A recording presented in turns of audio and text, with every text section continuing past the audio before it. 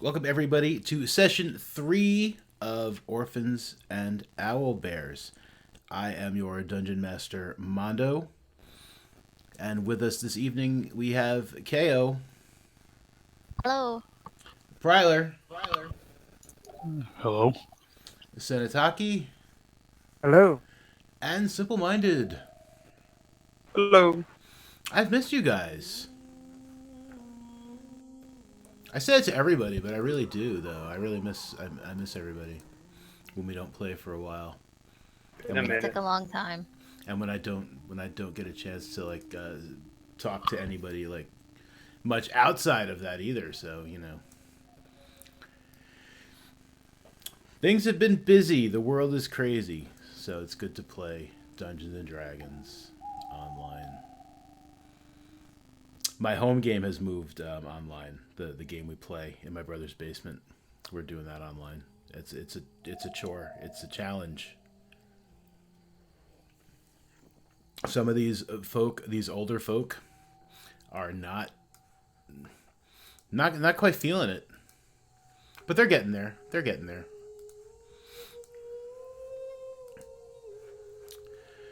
Oh man! Gotta be safe, man. Yeah, exactly. You gotta be safe. So we are going to start off by dealing.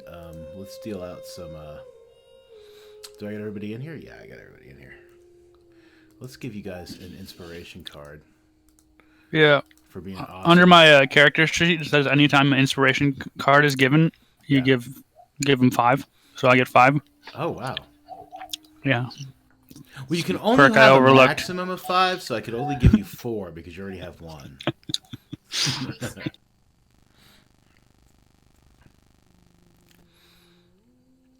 I have updated the region map. It looks a little prettier. Incarnate, where I make some of my maps, has improved immensely of late. They've got a lot of new features, so the map is... their map making ability is dope. We'll still have to see what happens when Project Deus comes out, because I'm really stoked for that too. Who remembers what happened last time we played?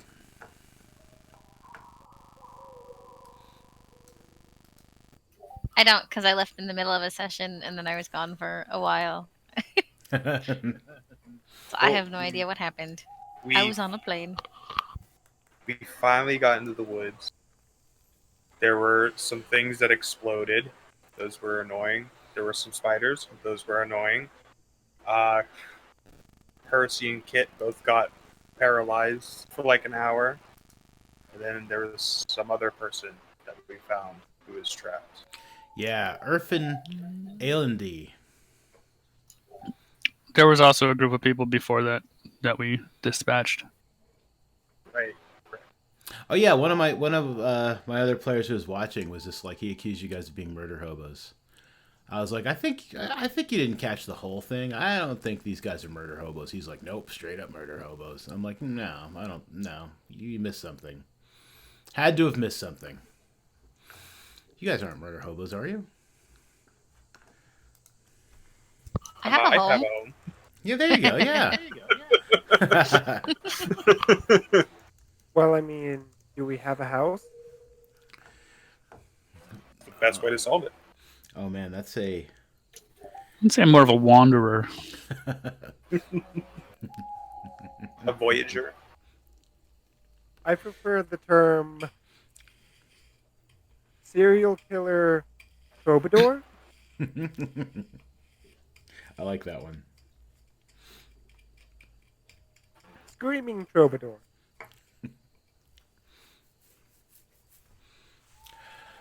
All right, so yeah, you guys were on your way to Moonreach Tower to try and figure out what was up with this weird living wood scroll case that some dead girl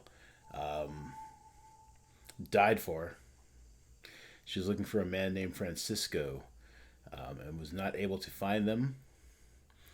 And yeah, but you guys have heard that like there's someone who might be able to help you at this Moonreach Tower. From the dead girl, I believe she said that. like Francisco Moonreach Tower, and so you guys have been headed there. And yes, you guys have recovered. She didn't from... say that. No, I thought she said that. It was the box we interrogated to open up, and then it had the letter in it, right? Yeah, but I think before the girl died, she said something about Moonreach Tower. No, Huh. maybe, and then also Percy spoke to someone at like Yeah. Yeah, church who said the same thing. yeah. That that there may be a furbog at there. But yeah, so you guys have like recovered from your spider bites. Those of you who got bit by spiders, those explodey guys are no longer around to the best of your knowledge.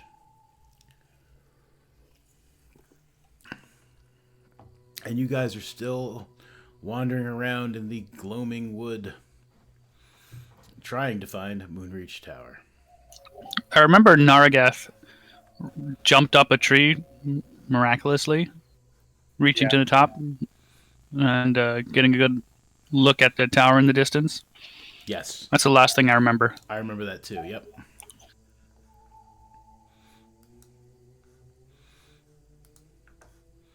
I do remember that.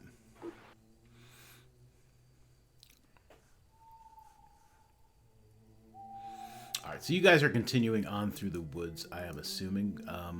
Who was it who was kind of guiding you? Was that Percy, or was someone else kind of trying to guide you through the woods in the proper direction? I think it was Percy, but I kind of like I said, I did climb the tree and like get an idea, and we were basically already going in that direction from what I understood Right. of the path, because we were following like a natural path. Oh, there's like some singing going on the on the Sirenscape. A little bit of singing. That's all right. Nothing wrong with that. All right. So Orphan Owlbears is he's very pleased that you guys have freed him.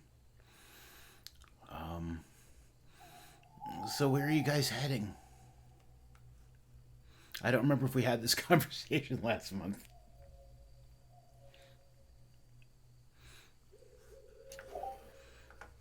I believe it's called Moonreach Tower.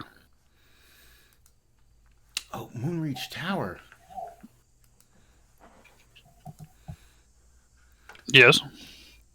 You know the place? I mean, I've heard of it. Maybe maybe my friend wound up there. Oh, we may have had this conversation.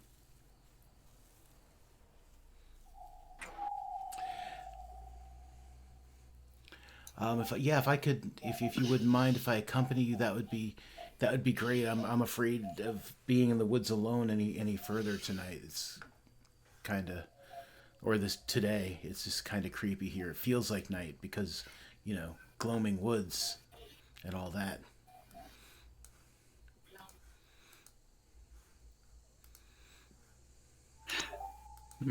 I'm okay with it. Yeah, it's fine with me. Awesome. Thanks, guys. You won't regret it, I hope. I hope you don't regret it. No, You should. yeah. Yeah, no, you won't regret it.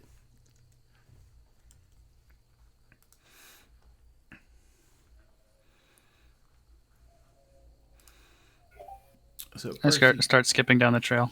Okay. I'm just kidding. No, I don't. I'm wounded still from last time, so. But I do continue down the trail. Okay. Percy, why don't you go ahead and give me a survival check with advantage to make sure you don't wind up following the wrong path. Yeah, no, you're still on point. So that's good.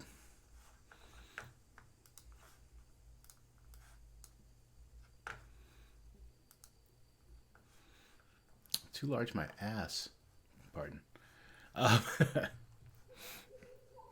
so anyway, I'm Irfin. Why are you guys headed to Moonreach Tower? Like, what are you guys up to? What are you doing out here? Like, or is it just none of my Sightseeing. sightseeing? That's that's cool. Um, I guess if you're gonna sightsee, Moonreach Tower is supposed to be quite the sight. So, yeah, that's awesome.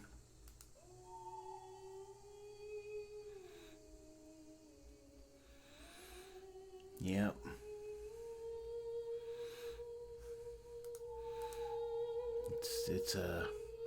It's dope. Let's see.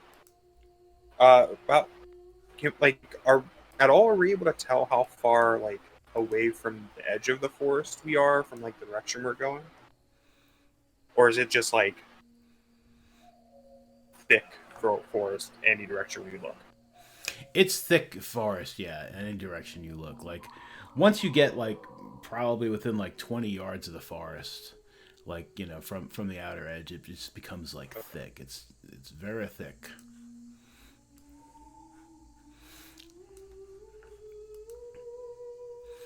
But, yeah, no, it's, just happy to have some company. Yep. Okay. So you guys continue on your way to the tower.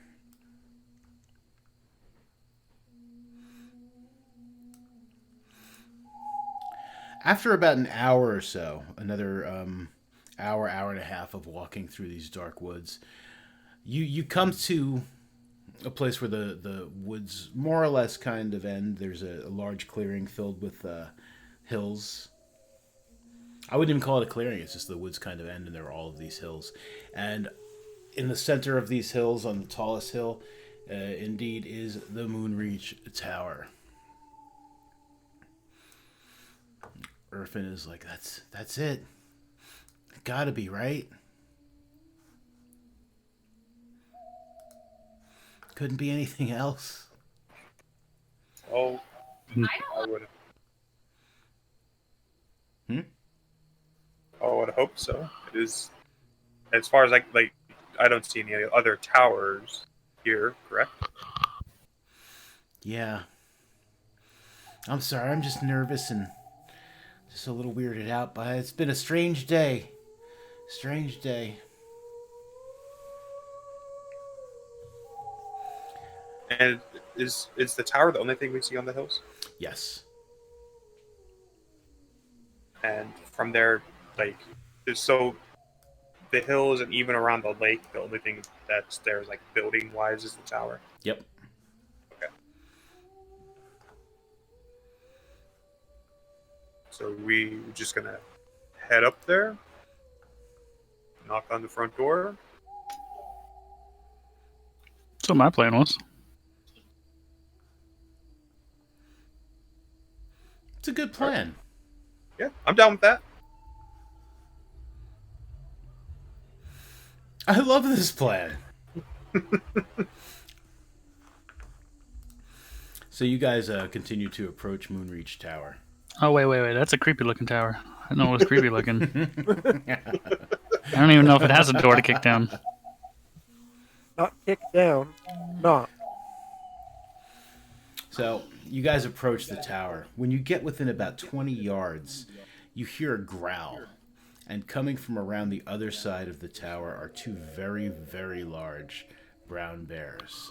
And they're just softly growling. They are menacing, but they don't appear like necessarily poised to attack. But very...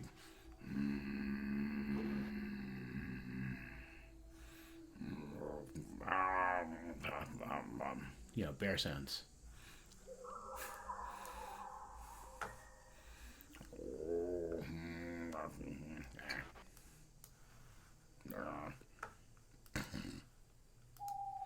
You know, bear sounds. And they don't look like they're like. It Just bear looks stuff. like, I'm guessing, they're trying to protect the tower? That's what it seems like. I mean, they are slowly padding towards you, but I would say it would be fair to say that they may be protecting the tower. Do they live here? Like, is it theirs? That I don't know if you could tell by looking at them. They didn't come from out of it. They did come from like around the sides.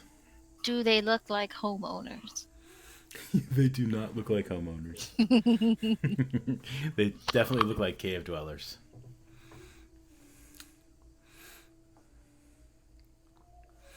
They are still advancing. They're still slowly. But like, so like they're obviously trying to be menacing and like in a like very obviously trying to be like, you should probably turn around, but they're not being threatening. If that Right. makes sense. Yeah, they haven't like started to like charge. They haven't like reared up and roared. Yeah, they seem like they're warning more than threatening.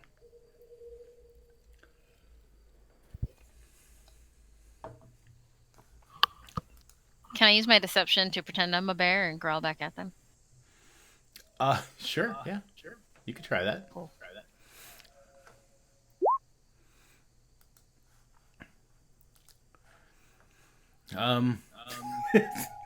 What does your bear growl sound like? How are you? Did it work? Is that why I'm doing this? No, I'm just curious. It probably did not work. Aw. Just bear noises like you made earlier. Okay. They one of them like they both stop in their tracks, and one of them kind of looks at the other one just like, what's happening here?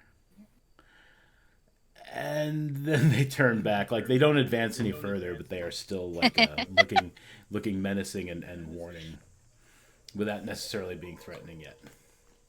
I mean, best possible outcome is they thought I was a baby and I get adopted by bears, but you know. Are you guys still advancing? Urfin is like hiding behind whichever one of you is the largest, which I believe would be Percy. Yeah, I think I'm still advancing, I guess. Oh no, it wouldn't be Percy. It would be Naragath actually. Naragath is big. He's a big boy. I You think got we're out-gianted. the same. I think we're the same like size range, like 7 to 8 foot. That's true. Yeah, I can't remember which one we picked. I may be bigger, but more slouched over. He is like stealthily trying to like work back and forth between Percy and Naragath, trying to decide which one offers the greater cover. Kit, as you advance, one of them just like plants its paw like firmly on the ground, like almost like stamping its front paw, and it just like lets out a roar. Not the loudest roar it probably could, but a roar is like roar, bear roar. Yeah, I stamp my foot and I do the same thing.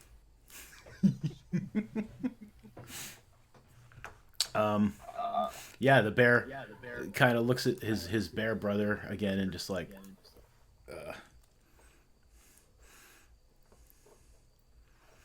They both kind of stop there, but they're definitely like moving to like face Kit.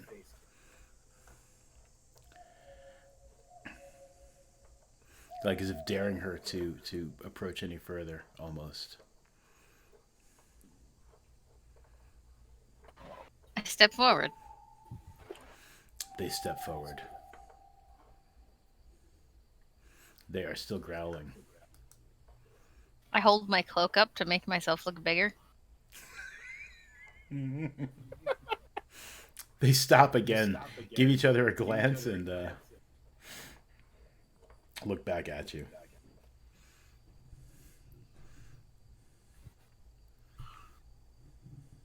Just growl more. Okay.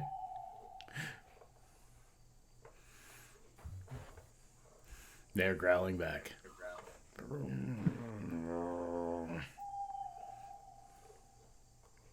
They seem to be tensing up. The hair on their back seems to be like rising a little. They're very confused. Definitely, though. Regardless of how else they feel, they're definitely confused. So, can I use prestidigitation to add the odor of a bear to Kit to make her smell like a bear? Make me stinky. Yeah, I don't see why you couldn't do that.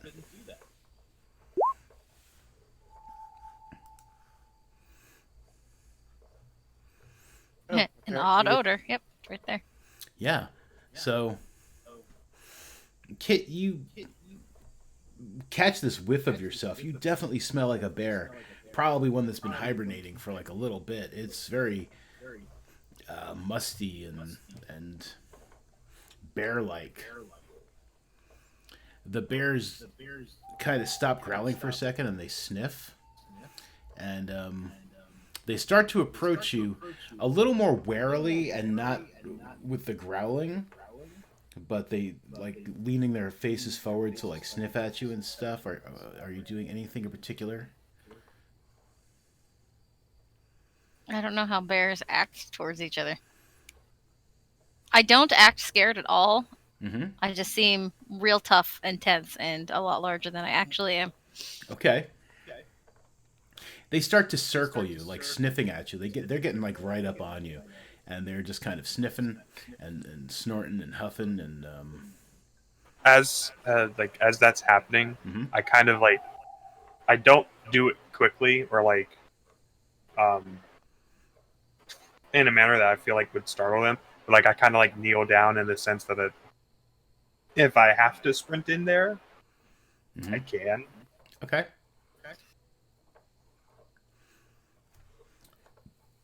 One of them sits on the ground right next to Kit and starts like kind of like nuzzling her. And you are small, this is like cloak or not, so yeah, I mean they're kind of like knocking you about a little bit, but it seems to be affectionate. The other one is Can just I keeping nuzzle an them eye. too? Yeah, the other one is keeping a Bear wary eye hugs. on everybody else. Can I use like animal handling to try and calm them or pet them, or Yeah, go ahead and give me an something? animal handling, sure. Can I use my inspiration too? Because I have no points in that. No, you did pretty good. You you find like good places to nuzzle on them and stuff. And I mean, this bear definitely seems to be calm. The other one seems to be taking up a protective stance by you. Do I have food I can give them? I think I have food. You probably have rations or something, or I give them rations. yeah, they start chowing down on some rations. Still nuzzling you and still like keeping an eye on the rest of the group. This is as far as I thought I'd get. I don't know what to do now. I have bear friends now. Um, the to get up to like the front door, is it like a narrow walkway or is it like wide enough that I could give them a wide berth and go around? You could try to give them a wide berth and go around. Yeah, it's not too narrow. It looks almost exactly like this painting that I've pilfered of the Moonreach Tower. Okay. And I'd say where this dude is standing is probably where like Kit and the bears are kind of chilling out. So yeah, there's definitely room to go around. Great. So I'm gonna give them like a wide berth, Mm-hmm. obviously like in a manner that is obvious, being like I'm not coming near you, Mm-hmm. like near the whole like exchange, but I'm gonna like try and go around to get to the front door. Okay. As you start to go around, the bear that was being a little more wary and protective, as opposed to the one getting all the nuzzles, growls very loudly and starts to move forward.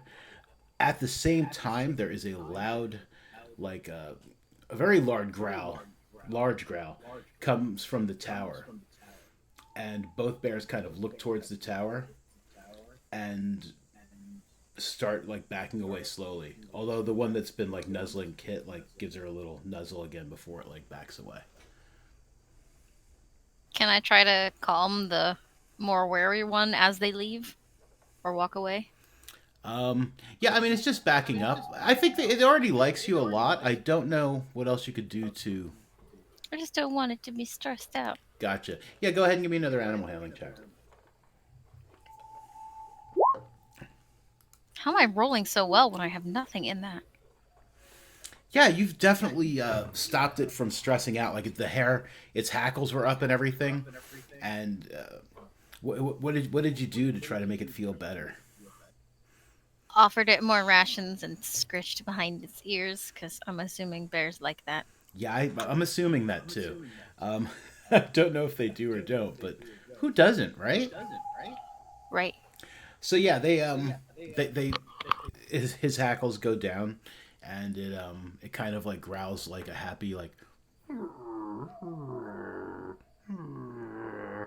and just yeah, they just like definitely back up and give you guys like space to approach.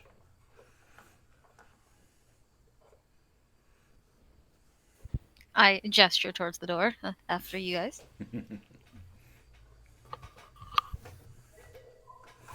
I like after you gesture, I was like, oh no, bears first. I skip up to the door. Urfin, like as you start skipping away, like Urfin just kind of gives you like a little sniff, like, ooh.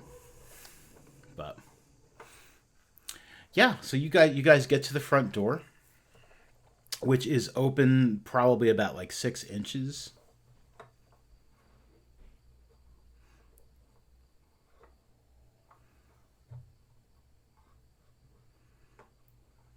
Do we see anything inside? You would need to open the door some more. Swing the door open. Everybody roll initiative. No, I'm kidding. Yeah, so it seems to be a very large round room. As there's a couple of doors, staircases. There is a very large fireplace with a very warm, crackling fire.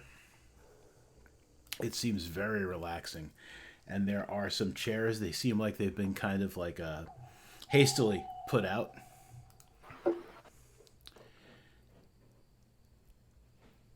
Looking for a nice house. And there is a really, really old guy. Very big. He's probably about 7 feet tall. He's kind of stooped over. He's got like a big ass cane, and he's just kind of like hanging out. And he's like, "Welcome, come in, please."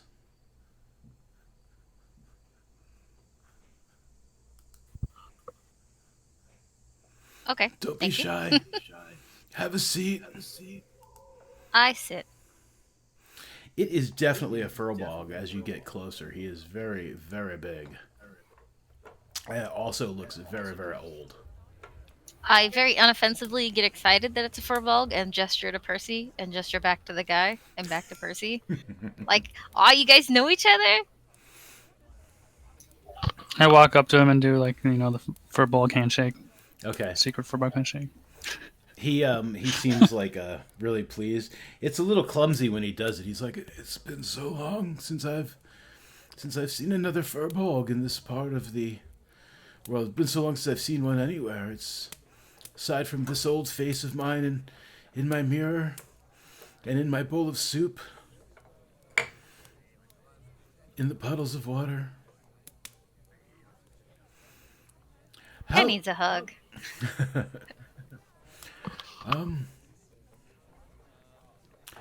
I hope I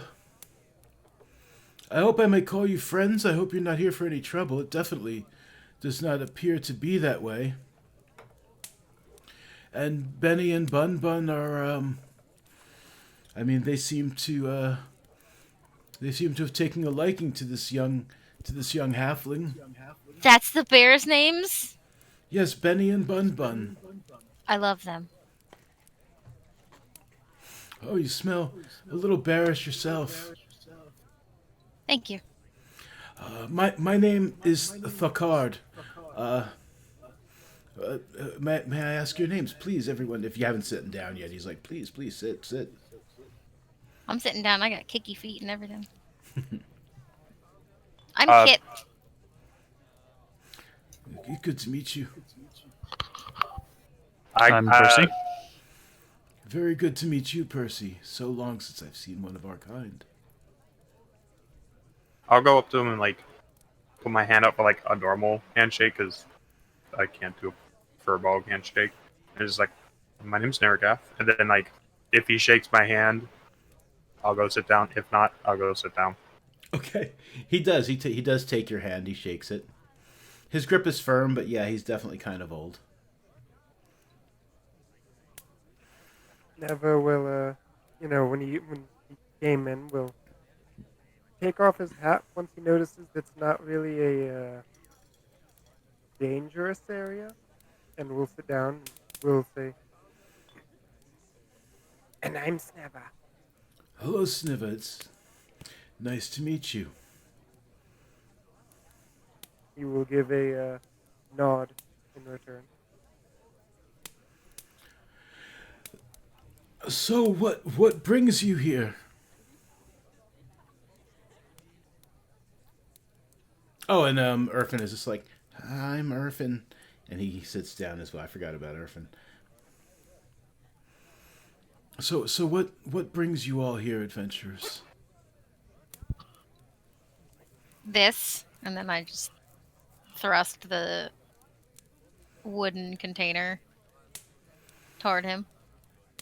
Oh, We opened it once. did you? Meh. Yeah. He looks at Percy. He's like, you opened it, I assume. I made him say mean things to it.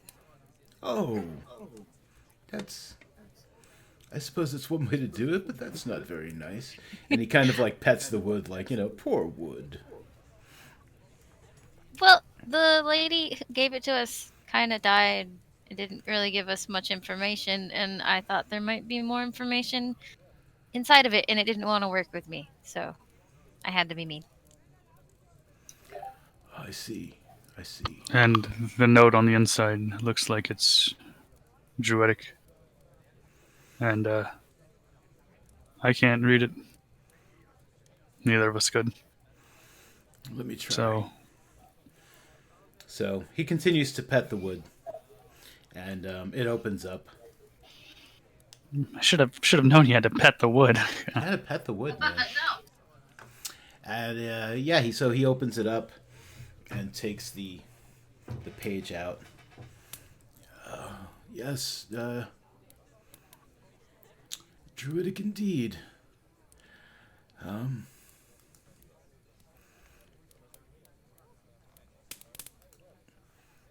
My eyes are not quite what they were. Give me a moment. And he like kind of holds it up to the fire, and just kind of says a couple of words very low.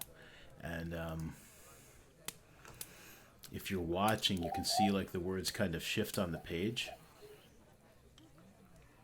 Is it in a dialect I know, or is it actually like Druidic? Or maybe I don't know that's Druidic, but is it a dialogue I know? It was Druidic, but it Okay. now appears to be in common. And he says, "Oh, this is addressed to an old friend of mine, Francisco. Yeah, I can't find him. Someone said that he messed around with the Fae, and now no one can find him. Oh. Let me see. He pulls out like a pair of like strange spectacle-looking things, puts them on his on his big nose, and Sir Francisco, years ago, you and Master Thakard, that's me, kept us safe by bringing us to Roan Eotram, and we have done well, but we are now in danger. The light is going out. We are no longer safe from the shadow. Though we no longer trust the ways, we are sending our messenger Una. Was this the girl you say died? I was not smart enough to get her name. Just all the other information. I see. I'm bad at making friends. You've done very well with Benny and Bun Bun, and I think you and I are going to be great friends. But Awesome. we are sending our messenger Una to find you, to bring her to Moonreach Tower, which is where we are. We pray that she reaches you safely. As we fear that the shadow has stretched influence into your world as well. You and Master Thakard, again, that's me, were our saviors once, and we beg for your assistance once again. Always your friend, Piter Rise. I knew Piter Rise. Oh, this is... I'm glad you brought this to my attention. Francisco got in trouble with the Fae, you say? Yeah, I asked around at the tavern we were at, and they said they knew of him, but they hadn't heard from him for like, I think it was weeks, maybe a month. And the last thing they heard was something about the Fae. And then we tried to help Una get here, but these really annoying people and their bows and their arrows, they just got in the way. Bastards. And we tried to heal her, and it just didn't work. Was not part of the god's plan, I guess. Appears not.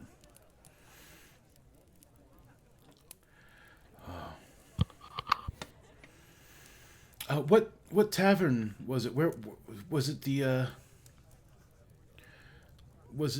Mad Dwarf's Crossroad Inn? Was that where you searched for San Francisco?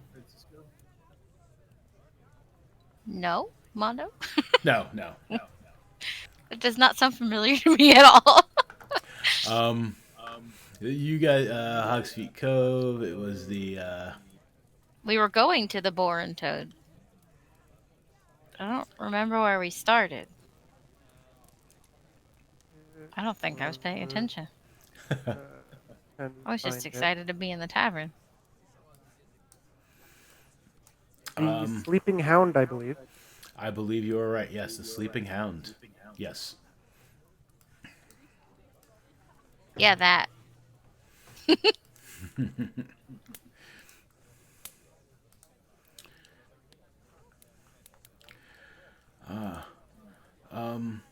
I know he has rooms at the Mad Dwarf's Crossroad Inn.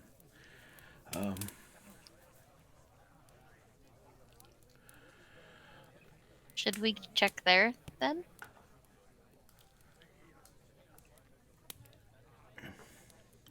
I mean, how involved are you all willing to get?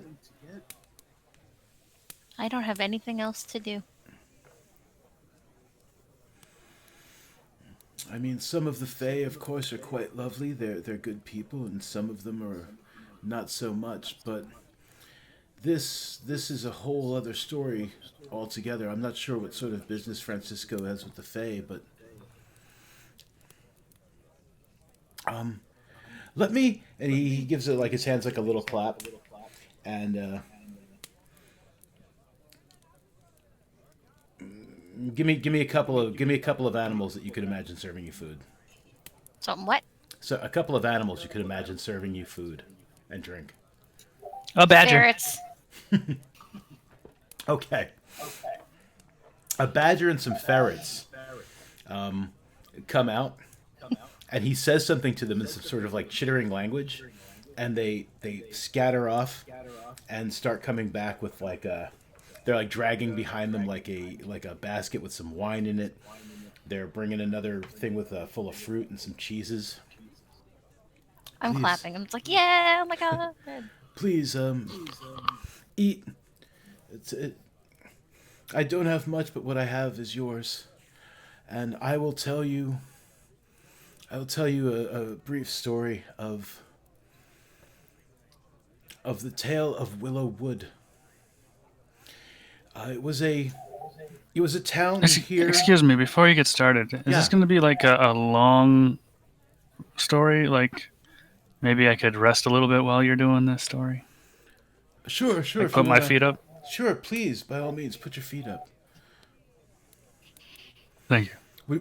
Would you like me to summon a pig or a boar for an ottoman or something, or put your feet up? Do you not just have a normal ottoman? I suppose I could have someone bring one. Yes. Okay.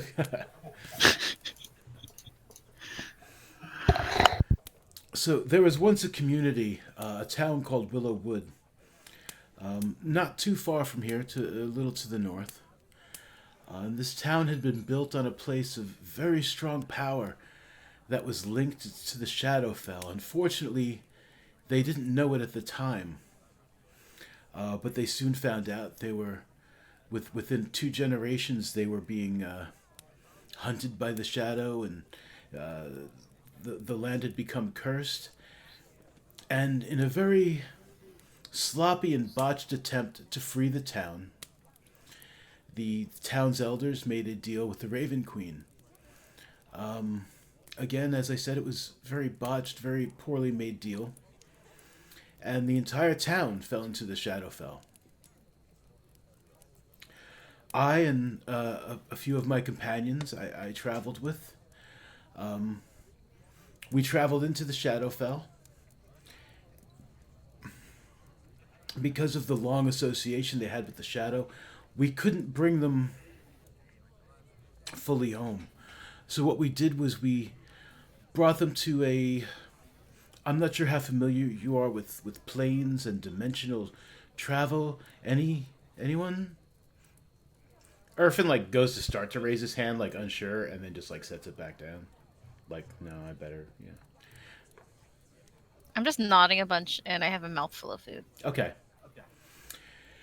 So we brought them to Rowan Eltram, a pocket dimension of the Shadowfell.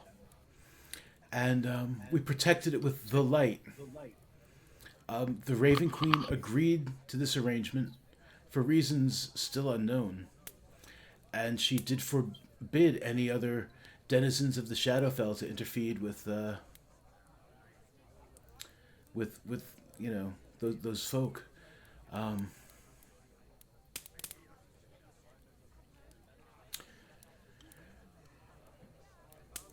They've lived there, to the best of my knowledge, like, safely for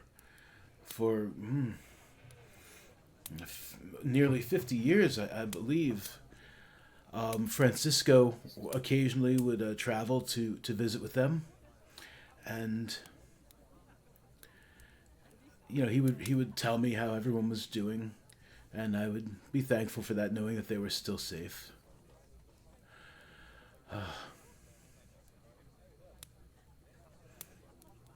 But if they say the light is going out, I mean,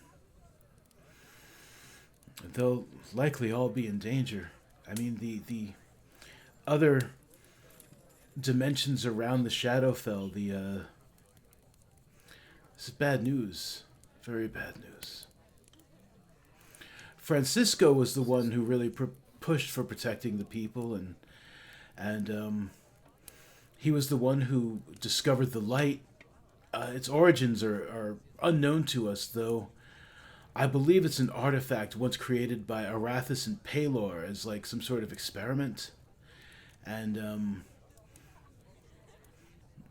we were lucky enough to stumble upon it once, and apparently Francisco believed it would help these people, and it did. He was doing, I know, ever since, I mean, 50 years now, he's been researching the light, hoping to gain any knowledge he can to make sure that we continue to protect these people. Perhaps that's what led him to the Fae. Perhaps I'm wrong about the source, and maybe that's how he got into trouble. But the other disturbing thing, which makes sense to me, is the fact that it's spreading into this world as well. I mean, I have protected the Gloaming Wood for many years. I've been here for 30 years. I've barely left. It takes all of my strength to keep the Shadowfell at bay here. I'm not quite sure I'm up to leaving, and what would happen should I do. So if you could continue to search for Francisco, if you could check for him at the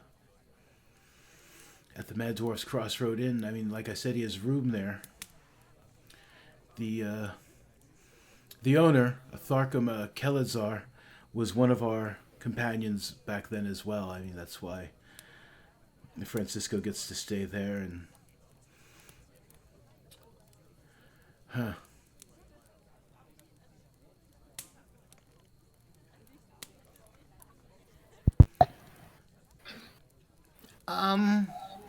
Have you seen a man named Corey Linshock? He's a friend of mine. I'm not really with these guys, but I am. They saved me from spiders in the woods, and I was looking for a friend of mine, Corey Linshock. Um, he was lost, and I can't find him. And spiders captured me, and these guys saved me. Seen him? No, I'm afraid not. I haven't heard of any strangers in the woods. Of course, I don't get reports on everybody who walks through the woods, but no, I'm sorry. I don't know this Corey Linshock. Haven't seen anyone. Sorry. Oh, that's okay. It was a shot in the dark. Thank you, sir. He kind of sits and like puts his head down.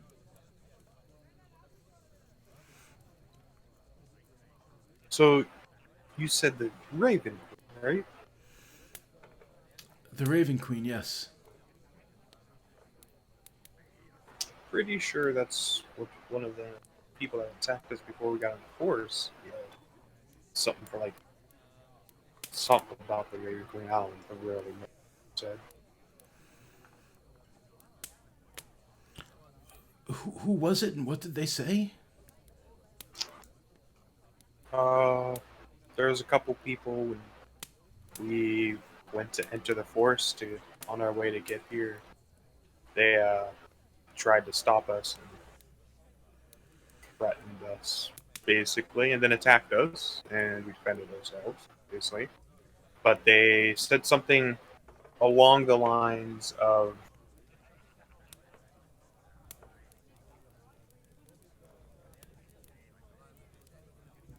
I'm drawing a blank on the actual words they said now.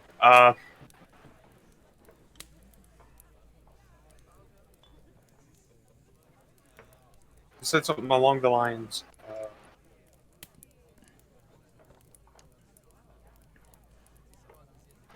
I feel like at some point they said for the Raven Queen, but I don't remember the rest. Yeah, I mean, I don't remember exactly what she said either, but it was essentially something along the lines of like she wanted you to return something that belonged to her. She was sent by the Raven That's Queen. right. Well, yeah. No, that we had something that was stolen. Right, from the Raven Queen. Yeah. Yep.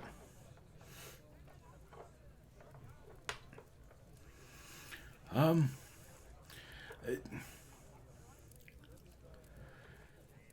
I mean, obviously that's a lie. This is a letter for Francisco, and I doubt that the Raven Queen would have written him. But if she has been sending agents to try to stop this message from getting to Francisco and myself, it's possible that she's either gone back on her word or that I suppose these folk they could have been lying. She seemed pretty much not like she was lying and like a vampire. Did we put you in any kind of danger by coming here? No, I'll be fine. Benny and Bun Bun are here to help to protect me, and I mean, creatures and agents of the Shadowfell who want to claim the Gloaming Wood have come here before, and they will come again, and I will handle them as I always have. I may be old and I may not Can get I like around peek outside easy. and check on the bears? Yeah, sure.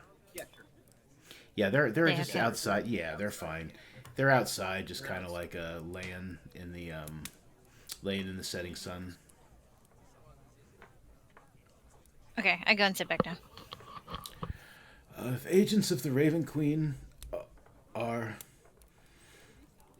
indeed trying to stop this message from getting through, again, I don't know if it's a matter of the Raven Queen going back on her word, which almost seems impossible. I mean, despite her nature, her word once given is kept. Or if there are other forces at work perhaps that even she is currently unaware of.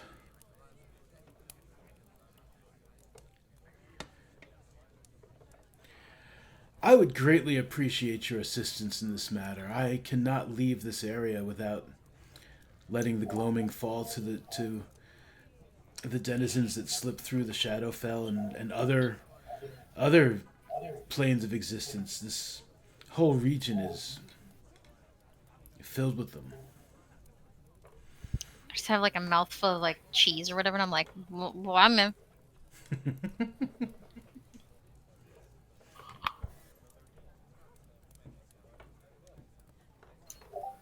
It would appear that time is of the essence, and I think we should help him out and find Sir Francisco as quick as we can.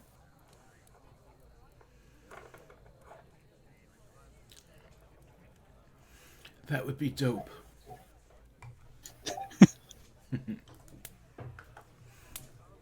He pulls out an old map of their region. He also gives you the scroll back. He like rolls it back up and puts it back in the scroll case. Now, I want you to open for these folks when they need you to. Do you understand? And the wood does and says nothing, and he's like, "No, I'm sure. I understand she threatened you. They were trying to solve a mystery." I'm sorry. See, she apologized. Okay, good. Very good. This will open for you when you need it to.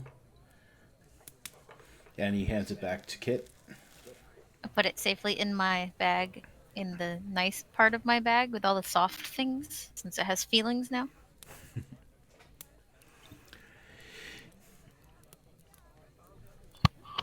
So, we are here, he says as he pulls out the map of the region.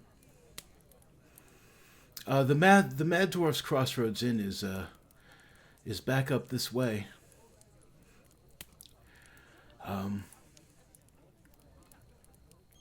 By which way did you come through the gloaming wood? Did you take the road through Oakhart, or? We came through the wood straight from Hogsfoot or Hogsfeet Cove. Oh boy! Is this direct path from Hogsfeet Cove? Yeah. To be sure. Not necessarily the safest. How are you planning on leaving? The safer way, if you can tell us. The safer way would probably be to. There is a road,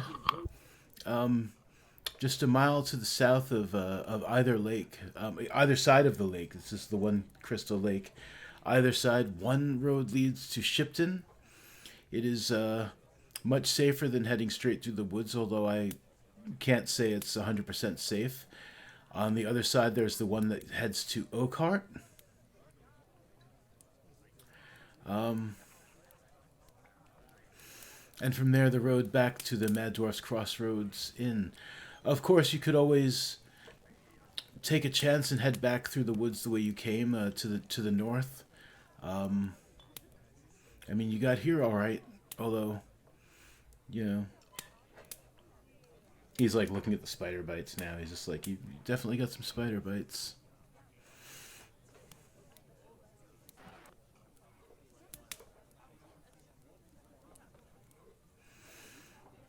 And I can do what I can to protect you from the normal dangers of the gloaming, the creatures native to the woods here and to our existence. But should any creatures from the Shadowfell or any other strange place attempt to assault you, I'm afraid you'd be on your own. So I would say the safest way would probably be the road through to Oakhart.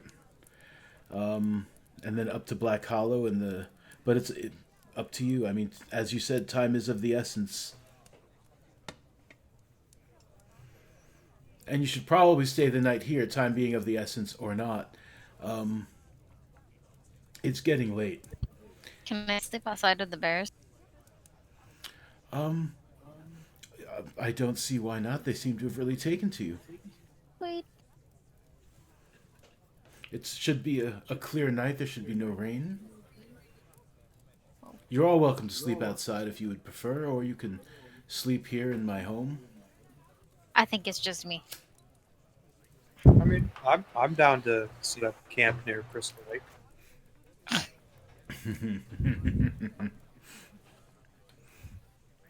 Not gonna help you if Machete Man comes.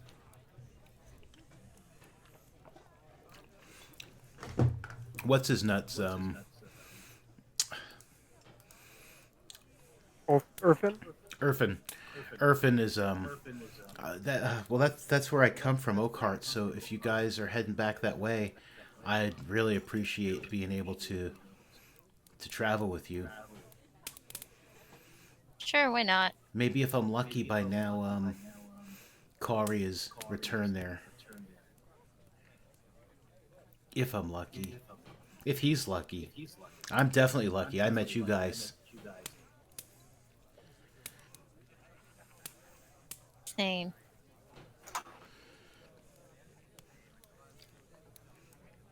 Yeah, I'm fine with that.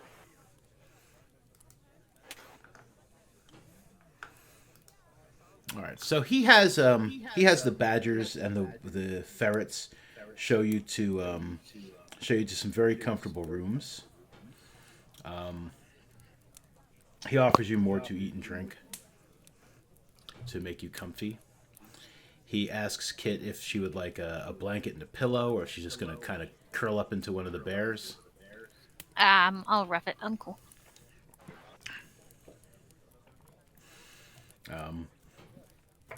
When you're ready for bed, he would escort you outside and speak to the bears in their language. And they kind of nuzzle you and just like, they nod at him and go.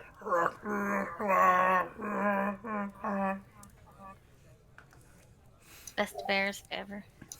Kind of sound like Wookiees.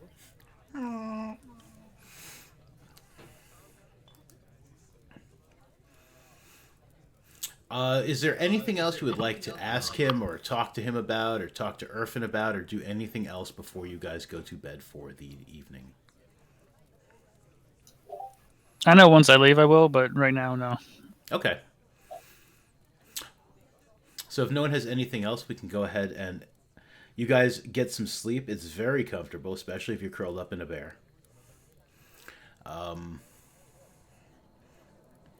You get a very peaceful night of sleep. And those of you who are still wounded in any sort of way are, you wake up feeling great. You got spell slots back. You got all the things back. So, All the things. All the things.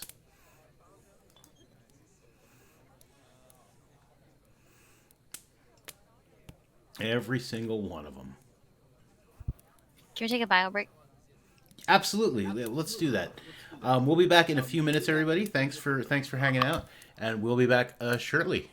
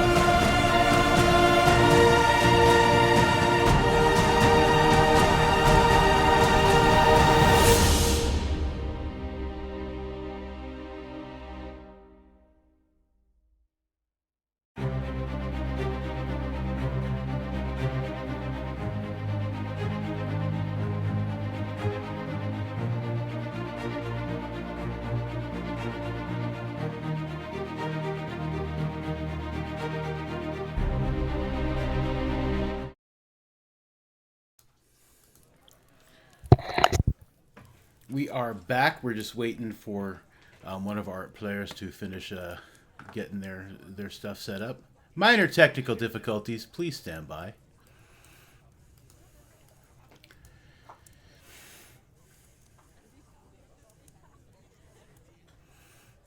Man, all of these. How's everybody else been doing? Like, what have you guys been up to avoid the virus? Everyone's been staying safe, I know, but like, who else is kind of like just what's the word? Sheltering in place. Are most of us sheltering in place? I know some of us are not. I am. Oh, and like you've moved. I did move. Almost complete opposite side of the states. That's kind of cool.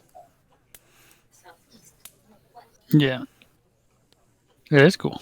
Yes, it is. So, quarantining ourselves, I think, is the term people have been using. Yeah. That isolation, yeah, that too. But that's what me and KO have been doing, trying to avoid contact from people. Yeah. Which isn't so bad when you're with your favorite person in the whole world. True that. I am. Yeah, maybe. I've been quarantining myself from people because I have to deal with people at work. So I've been telling my daughter, like, just stay away from me. Like, don't even come near me. It's like I'm probably okay right now, but I'm touching everybody's dirty money. Dirty money, no. Ew. And people are probably coughing on their letters right before they come in and see me. They're like, let me just cough on this letter in the lobby, and then I'll come in and give it to the guy. Let me use this letter to cover my mouth while I'm coughing, and then hand it to someone. Mm-hmm. Not to mention people lick envelopes. Mm-hmm. And stamps. I cannot. Oh yeah, them too. I cannot get over the number of old people who are like licking. They're all self-adhesive now. They've been self-adhesive for years. Yep. And so And they still lick them. They're like licking them. They're just like, and they're just trying to get them to stick on there. It's sticking to my tongue. Yeah. What the? And I'm like, if you just leave it here, like, I'll take care of it. And I let it dry out, and I've got like a glue stick. And like once it dries out of their saliva, I'm like, ew, and I take my Please wear gloves. Yeah. Oh man. It's yeah. It's interesting. Yeah, I was working for UPS before this, so I'm kind of glad I'm not right now. Yeah. Okay, I was back, by the way. Excellent. Okay, dope. All right, yeah. So the morning comes, and you guys have yeah, you guys have spent a wonderful night with your new friend. He sets he sets another really nice breakfast up, like a nice breakfast ale, and probably some coffee too. He's probably got coffee beans somewhere from his like old adventures. He probably broke that stuff out to make you guys some coffee. Hell, he's a furball. Of course he has coffee. He knows what's up. Yeah. And probably has some good tea too, if you're into that. Yeah. Who isn't? I do in fact ask him for tea. Mm-hmm. He definitely makes you tea. He sends one of the ferrets outside to call Kit back in for breakfast.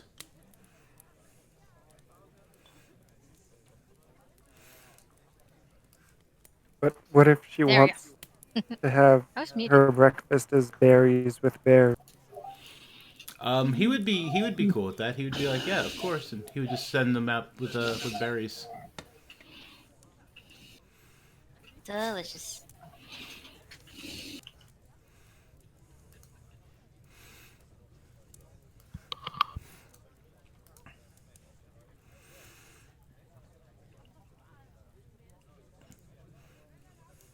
So did it level up twice? Yes. No. Okay, cool.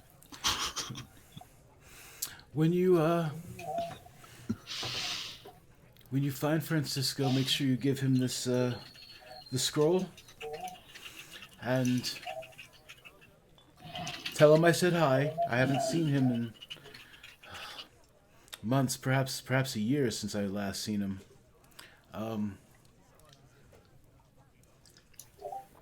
Is there anything else as a backup plan we could say to him, just in case we run across some trouble and they get the scroll box away from us? A scroll case. Explain to him what the scroll had said. If someone happens to get it away from you, tell him he Okay. can contact me. But let him know what the scroll said, and I cannot express how much I appreciate what you're doing. It's the best. You guys are real. I appreciate it. But still, be careful in the gloaming. The path you're taking will be one of the safer ones, but it's not without its dangers.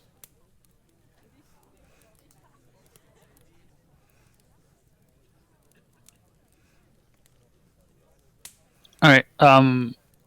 Just I'm gonna make a copy of the note because Okay. I have a quill and ink and shit. Mm-hmm. So, and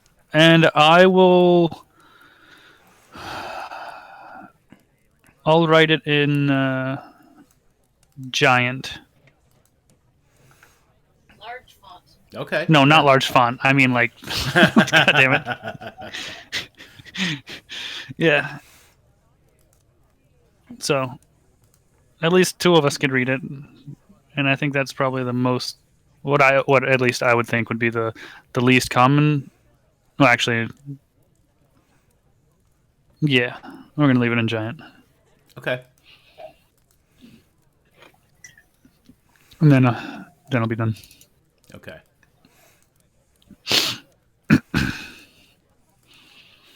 All right. So, is there anything else you would want to ask Thakard or do in his tower before you leave?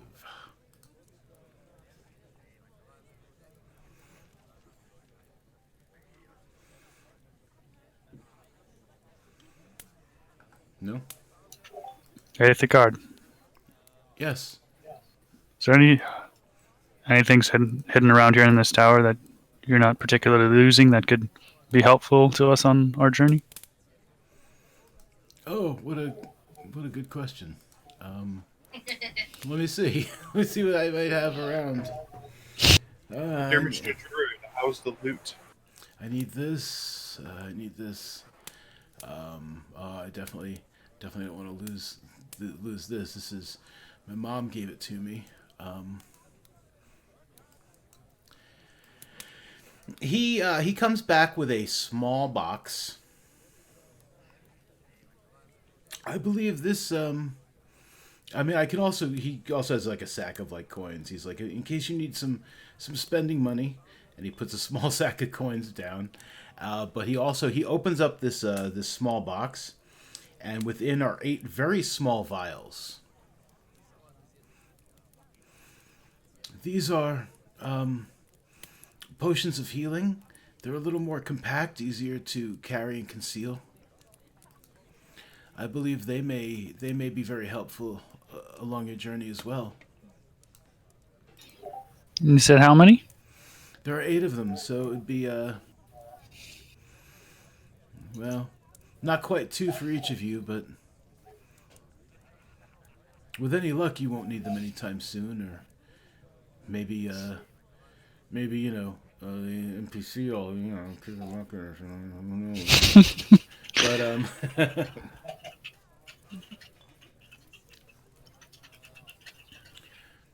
But I start handing them out to everyone except for was it Irfan? Mhm.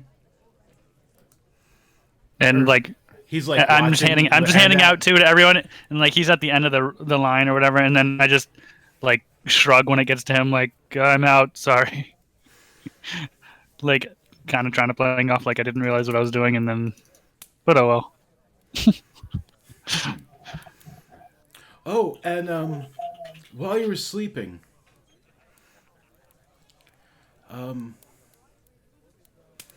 I had cast detect magic, not on you, of course, but just part of my daily trip around my tower, making sure that the forces of darkness aren't trying to slip in through illegal portals or anything. I noticed that you have there's some magic radiating from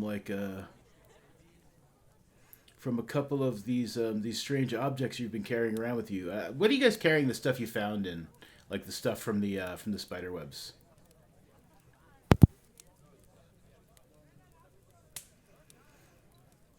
Is it like in Gold, your I know. backpacks or? I'd imagine they'd be just in our backpacks and our sacks.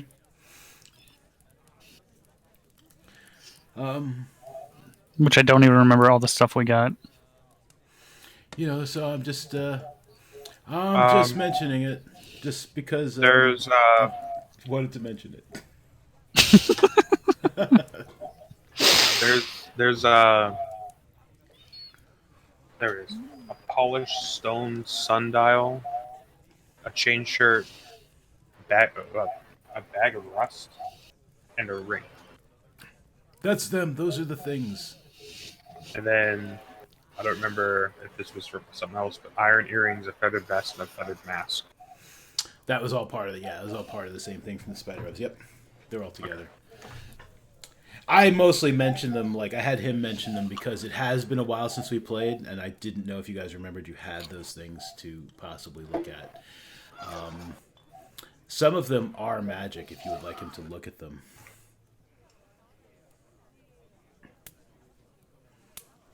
So they seem magical. Do you know what they do? I can find out while Kit's having berries with the bears and you all finish up your bacon and eggs. Yeah, absolutely. So most of the things he looks at, he's like junk. I mean, not really. It's worth stuff. The iron earrings and things like that. This chain shirt is made of adamantine. Very strong stuff. Not too much heavier than regular chain, but adamantine's very. It protects you from good hits. It's not magical, but should someone deal a killing type blow, it lessens that blow quite well. Which is his nice way of saying this chain shirt will block critical attacks, critical hits. This rust-colored bag. This is a bag of tricks. Very, very useful. You can reach inside. There are little puff balls in there, and you throw them, and they turn into animals. I want that. And this, he pulls the ring off the dead hand. This is a ring of water walking. Also could come in very handy. So, the chest piece was just chainmail, right? With no crit. Right. Yep. All right. Yeah, so it'd be the same DC if I were to grab it and everything. Yeah, the armor class. It'd just be like regular chainmail armor class, but it does block critical hits. All right, cool.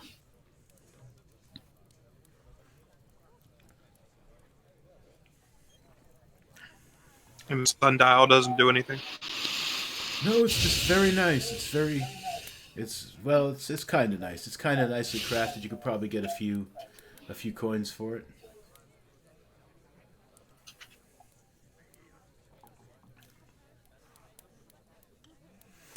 I just didn't want you to forget that you had these things because it's been a while. I wasn't snooping at all. Slurpling. Sorry. If everything's all right with it, that ring actually goes pretty well with my character's background.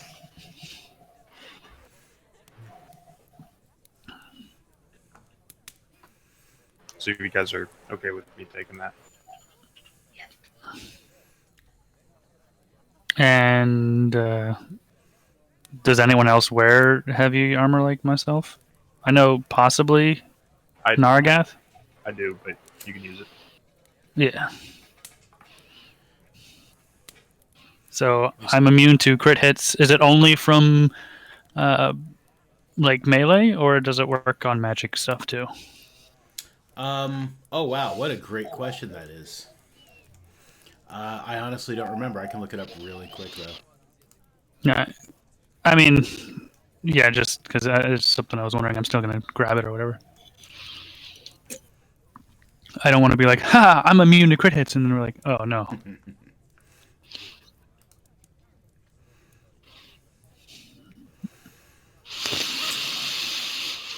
So it is. The suit of armor is reinforced with adamantine, one of the hardest substances in existence. While you're wearing it, any critical hit against you becomes a normal hit. So by the text, that's like any sort of critical hit. Yeah, because it doesn't say like melee or attack roll or whatever. It just says any crit. Cool. Right. Yep. Cool. Yeah, I'm definitely wearing that shit, which magically forms to my body because it's amazing.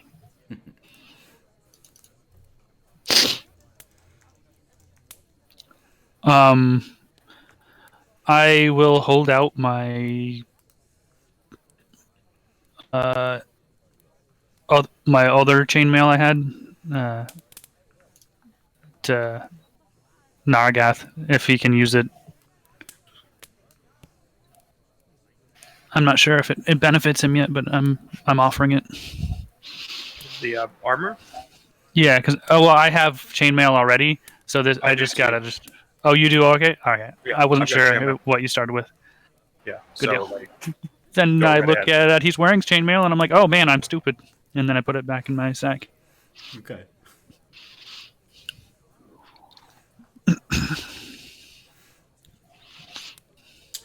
All right. So if you guys are going to head out, then after that,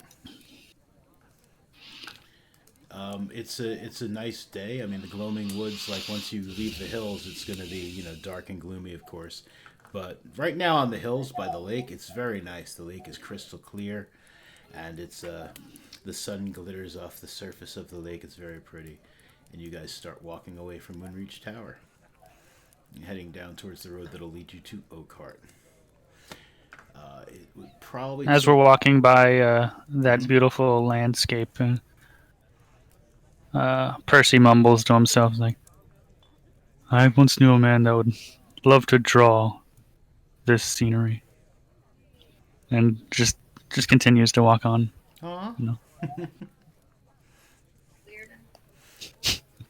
Hey, you know him too. So it's about 7 miles to Oakhart, down the side of the lake, and then through the gloaming. About 3 more miles through the gloaming. 4 miles down the side of the lake. 3 miles through the gloaming, and Will I need a survival check, or is this? no, easy he told you peasy? exactly. Yeah, he told you exactly where to find the path. He, said he told you like which branches of the path to take. His instructions were very clear. He's a very old druid, so he was like, he gave you good landmarks and stuff. It was great. Yeah. Yeah, He's like, by this mushroom, turn right, and Exactly. then by the mushroom that's a little bigger, turn left, and yeah. So you guys start walking. Who is if I were to ask you guys for some sort of like marching order, like who's You cut out there? if What was I that? was to ask you guys for some sort of marching order, like how are you guys like kind of lined up? I think the marching order has been Naragath kind of in the front, followed by me. We're kind of both right up to the front, but like say he's like a step ahead of me. Okay. And then it was the two other smaller pipples in the back. Okay. Where would you be keeping? I have to change his name. I changed his name from Riley From Irfin to Riley. No, I mean the other way. Riley to Irfin. I have to change his name on this token. It's driving me crazy. It's not his name. Irfin. Yeah, his name is not Riley. It's the Irfin Riley is his last name. Or is it placeholder? I forget. Placeholder. Irfin placeholder the third. He's kind of like staying sandwiched between you guys. I thought placeholder was the name of the woman. It's a common name. It's a common name. She was shot with that crossbow bolt laced with plot armor breaking medicine.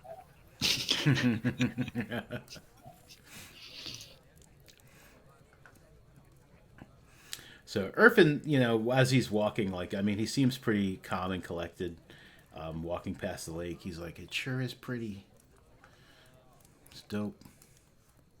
I gotta stop saying "dope" so much. It's like my favorite word lately. I'm not sure why. Say dope forever. Hilarious to me. So wow, that the story that guy told was pretty crazy, huh? You guys think you're gonna be able to find this Francisco guy? I don't know. Maybe. You guys are pretty brave. I don't know that I could get involved in something like this. It seems dangerous. You guys are much braver than me. I gotta just like my character kind of just looks at him and is like, I literally have nothing better to do. I'm studying to be a hedge wizard myself. I'm hoping one day to, you know, I've got a little bit of, you know, a little bit of magic in me, but, you know, adventuring's not the life for me. I'll tell you that. This has been quite harrowing. Quite harrowing.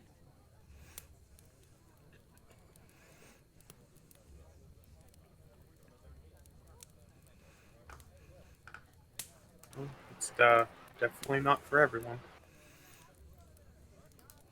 I still got this, like, you're inside the tower thing going on here. You guys are not in a tower. You guys are walking through lovely places. This is called Warm Day on Sirenscape.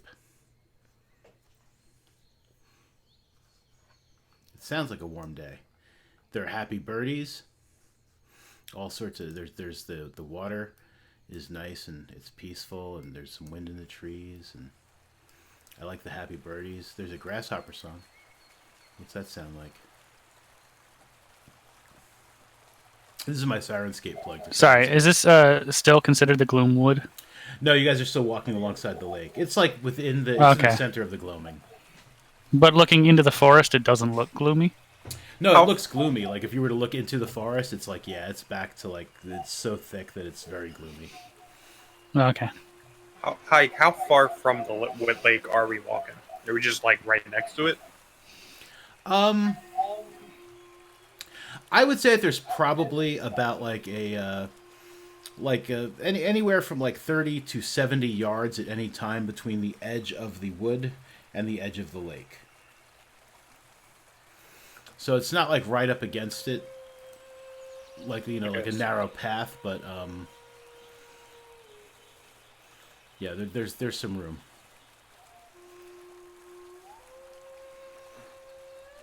So, like, I guess I'll just ask the group, like, how far away from the water do we want to be? Or are we just walking, like, right down the coast or, like, right by the...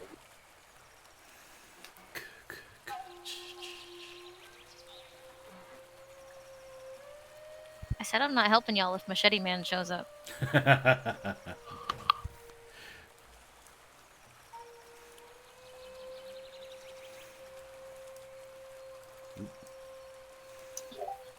I would imagine whatever the druid told us to take, we're taking. I don't know how close to the water that would be or not.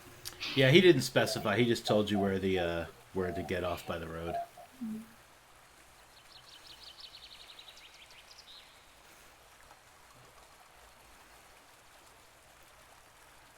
I was just wondering, because, like, my character probably, if we were close to the water, because you said it was a ring of water walking, would probably test out the ring. Yeah, sure. I have a question about that. Yeah. So, like, if he jumps, like, he's gonna slide on the water. Does he slide on the water, or is it just feel like dirt beneath his feet? Wow, you guys with the questions, like the good ones. That's actually like I never. That's not something I probably would have thought about. Yeah, me either. It's like that's a good question. Like I would have definitely thought about like if I jumped off of something into the water, would I just slam, or would I go in? Let's look up the specifics of the ring of water walking, and see if I can. I'll probably have to make something up because I'm sure it's not in there. But let's see what it says. It does say that. I was looking it up. Yeah, stand on and move across any liquid surface as if it were solid ground. So, what were the questions? Well, technically, ice could be solid ground too. So, Yeah, would the water act more like ground, like dirt, or like ice, or is it just kind of like just a solid like? I guess a better example is like it doesn't really have a grittiness to it, so it'd probably be more like a tile floor or a concrete floor, maybe. Yeah, I'm gonna say that because it doesn't say anything about being difficult terrain, like ice would kind of be difficult terrain, Yeah. and stuff like that. I would say it would just be like walking on like, just like solid dry ground, nothing slippery. yeah, I was just thinking for like cool flair to be like my dude like jumps on the water and slides a little bit, then starts running, just to be cool. I don't know. Yeah, you could do that to be cool. That would be yeah, absolutely.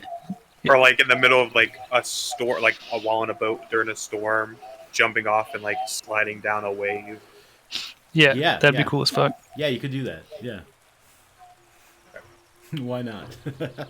And if I was to like, let's say, hop off a cliff, as if I was gonna like dive into the water, does that stop me from being able to do that?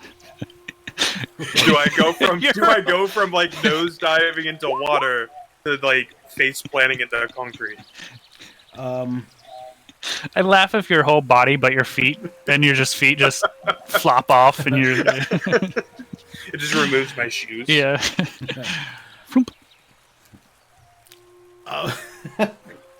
I would say that like I mean it would probably be like hitting solid ground. All right. Could he not just? I'm trying to think. Like, could it be like, however he wants it to be at the moment? Like, if he's saying, like, say it's connected, and he could be just like, I don't want them to work right now, and they don't work.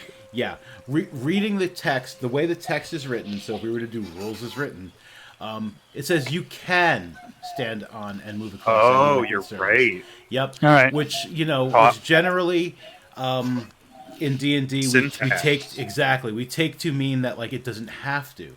Just like you can make a saving throw, you don't have to. You can. I would say it would be the same with the Ring of Water Walking. So you could, you could just be like, I do not want to walk on this water.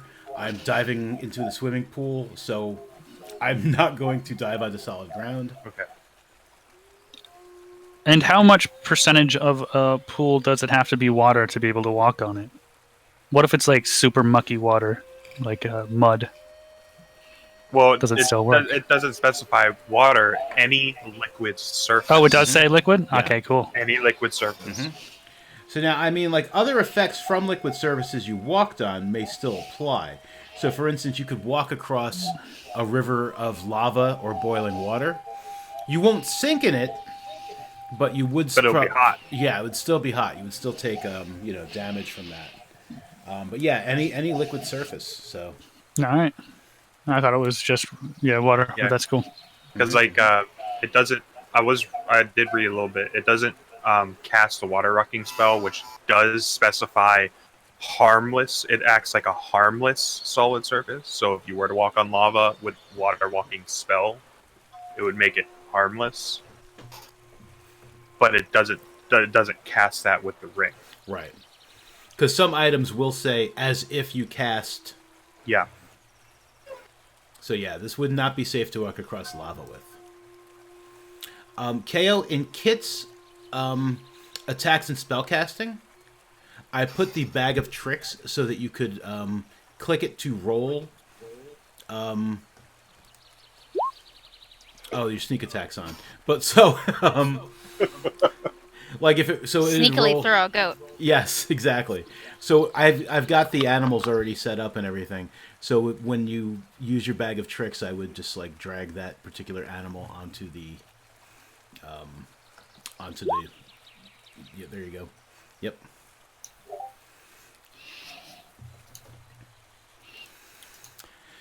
And just clarification, yeah. I was gonna say something. Yeah. What is the name of the chainmail shirt? Exactly, so that I can hopefully pull it into my character sheet. Adamantine.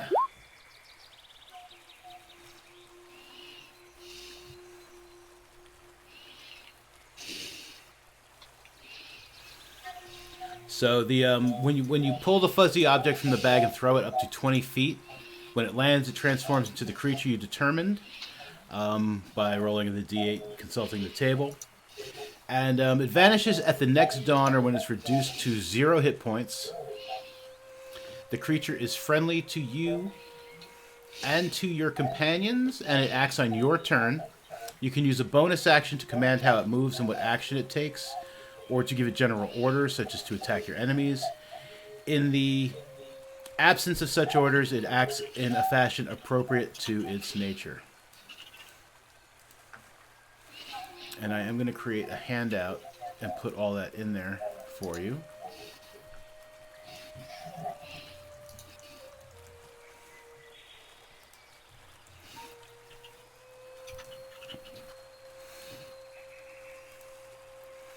And maybe at some point I'll even add a picture.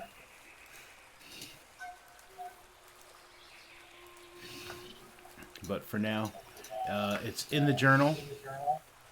Bag of tricks. Thank you. Mm-hmm.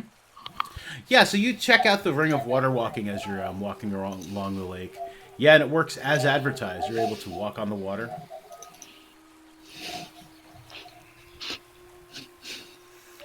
Orphan is very impressed. He's like, wow.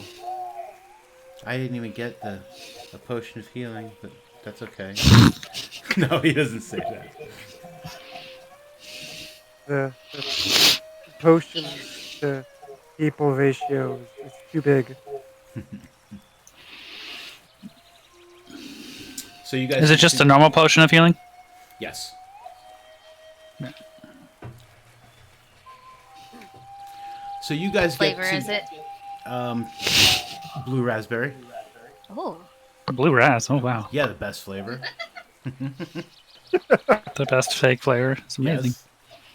Yes. Eventually, you come to where the card said the path for the woods would be, and sure enough, it is there. It's right by the larger mushroom, 10 paces past the smaller one.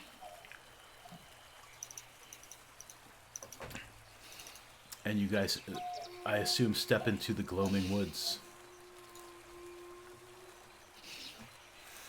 where it immediately gets kind of dark.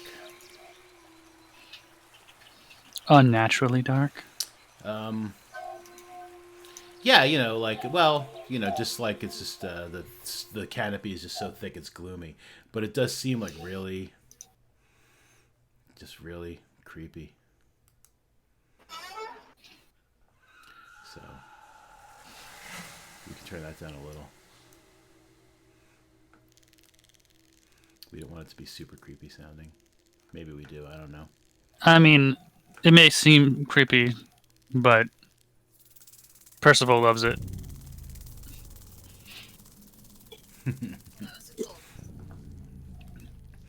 Alright, so you guys have entered the gloaming. Orphan gets very nervous and he remains closer to whichever one of you is not like going to push him away. Starting. I'll with, hold his hand. Okay. Yeah, he absolutely takes your hand and he looks at you and he mouths, "Thank you." Because the noise that Sirenscape made actually kind of startled me. When it went whoomp, I wasn't expecting that. It's like some kind of chittering too. Yeah, there's Chittering and the bass dropping. I'm not ready for this concert. Centipedes. No! Millipedes. I muted. I can hear me saying no on your mic.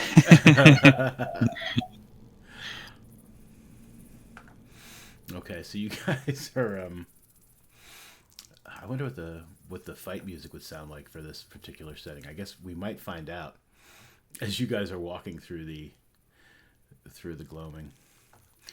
And let's see what happens next. Oh man. So as you're walking, the deeper you get into the woods along the paths, things definitely seem to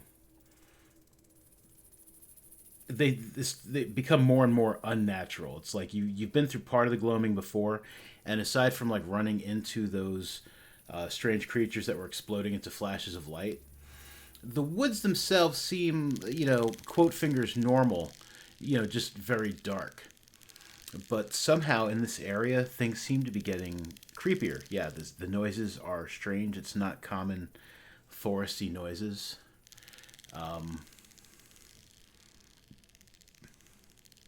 It does not feel quite right.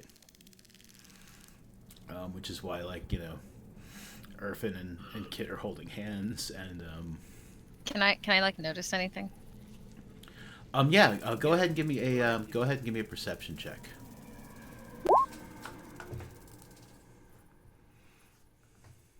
Can I give myself advantage? You have advantage. It's 11. Did you want to like use a card or something, like an inspiration card? Hold on. No, I'm using my chat points. Oh, there you go. Yeah, go ahead. Roll again. I don't know how to spell perception. There we go. You can take that card back. Let her, since she's using her. You can just like right click on it and take it.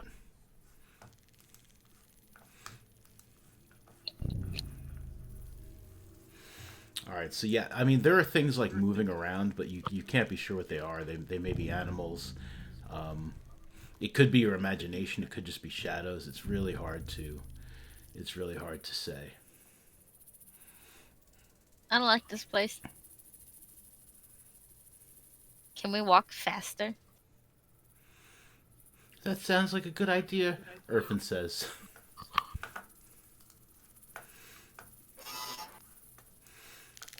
So, maybe you guys start walking just a little bit faster.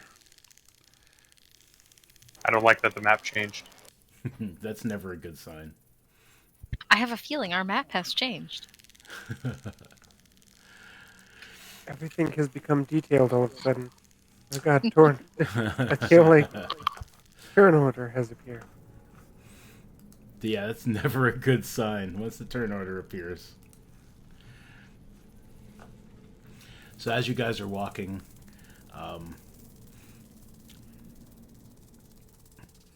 what is everybody's passive perception before so I don't have to look it up? And that's just our wisdom score. 12. It says passive wisdom perception under skills. 12. Yeah, we 12. Okay. 14. Okay. Bastard.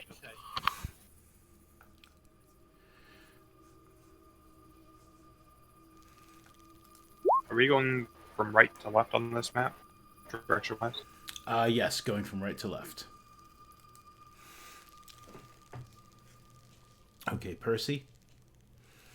Up ahead, you absolutely, you've all been, seeing maybe, a little bit of movement here and there. Again, probably animals or the wind or shadows or your imagination. But, Percy, you have definitely just seen somebody move Right over. You can't see that me pinging that because I'm on the wrong layer. There's somebody moving right over there. Like you saw somebody like kind of like step behind a tree. All right. I remain calm, and I kind of tell everyone, prepare yourself. There's someone in the woods ahead.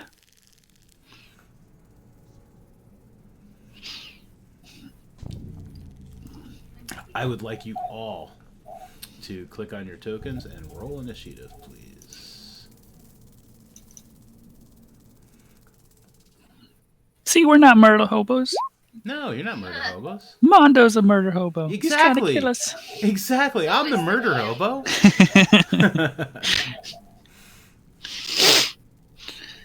All right. You said initiative. My initiative has been shit. Like, forever. You don't think I've rolled? I was playing some D&D, my normal live face-to-face group on Roll20 now, earlier today, and I never rolled an initiative above a like a 5. I think was the highest I rolled in like the 3 combats we were in. It was not great.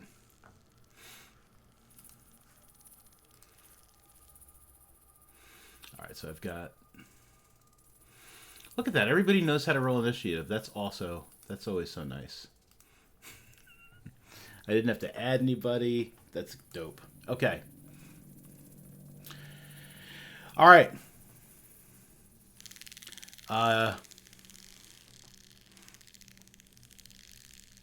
Naragath. See, as you guys are walking, that person, like Percy, right after you said that person who stepped behind the tree, kind of like steps back out. He is armed with a crossbow, and you see other people moving in the distance, like kind of towards you. They all appear to be armed, and they are just kind of moving around. Naragath, you are first in the order. These folk do look threatening.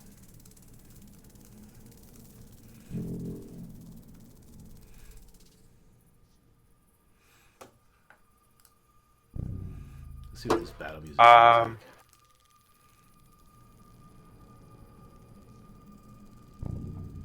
I'm able to just hold my turn, right? Kind of like set up and hold and wait to see who comes first. Yeah, what you can do is, as your action, you can ready an action. And you would give it a trigger, tell me what you're going to do when a certain thing happens, and then when that thing happens, you can use your reaction to do the thing. So basically, I'm just gonna like put my shield up and like draw my sword, and basically like get in the like stance of like a defensive stance in front of the 3 smaller people, waiting for anyone to get close to try and like obviously fight. Okay, so if somebody like comes close enough, you're going to take a swipe at them? Yeah, if they're coming to attack or with intent to attack, I'm fighting back. Okay. Like, just gonna swing. Mm-hmm. All right, so go ahead and end your turn then. You've got an action readied. Okay. This bandit comes running here behind this fallen tree. Kind of like gets himself a little bit of cover behind it. And he hisses.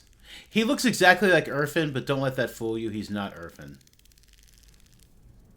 Let me Twin. Let me change. People twin. Let me change what he looks like really quick. He looks like a. I don't like any of these. I should have just left him alone. He looks like that. Okay. I think there's another one that looks like that, but that's okay. They're twins. Okay, yeah, he crouches behind this tree, and he is going to fire his. He's going to fire a light crossbow at Percy. He misses with an 11. I gotta unwhisper his rolls, but he did roll an 11, so he missed.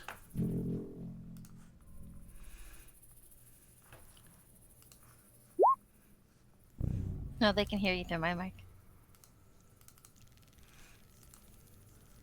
Maybe you're too quiet.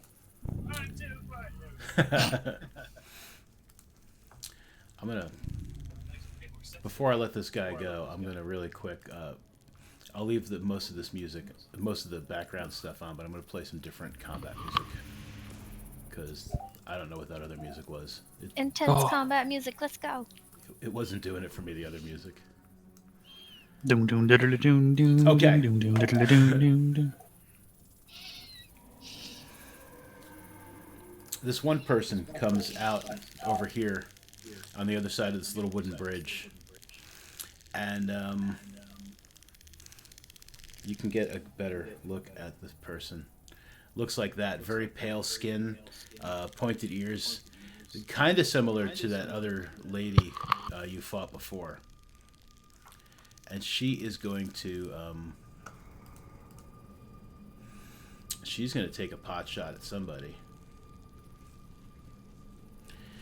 She's probably going to shoot at Naragath because someone else is already shooting at Percy. And she's just like, that wouldn't be fair if like everybody was shooting at Percy. That would be terrible. So she's got her longbow. She takes a shot. I believe that misses you. Yeah. 18. Okay, so she curses and shoots again. And also misses you. Sniva. I don't think I see her. She's pretty far afield. Oh, I see her now. That guy's 70 feet away.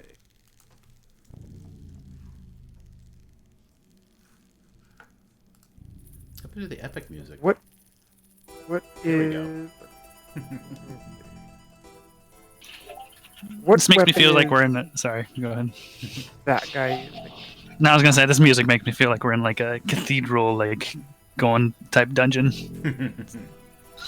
I like it. We're fighting vampires. Oh no, not vampires. This What is kind the of- Go ahead.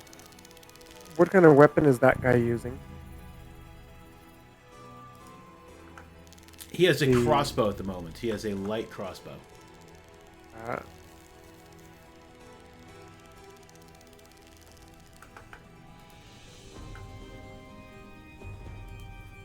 Crap, I didn't mean to click that. Oh, I didn't. I will have an action pause myself. Okay. What are you going to do, and what is your trigger? Let's see.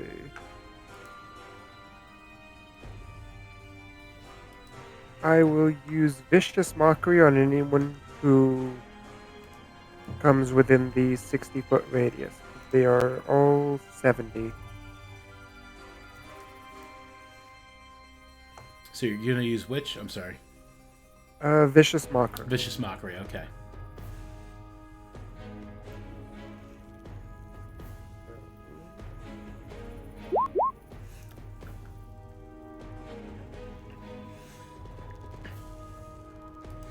You may get your wish now, I think. This guy's gonna move up here,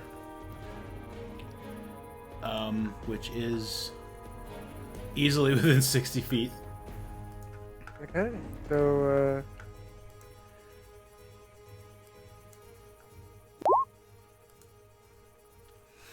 What do you say to him?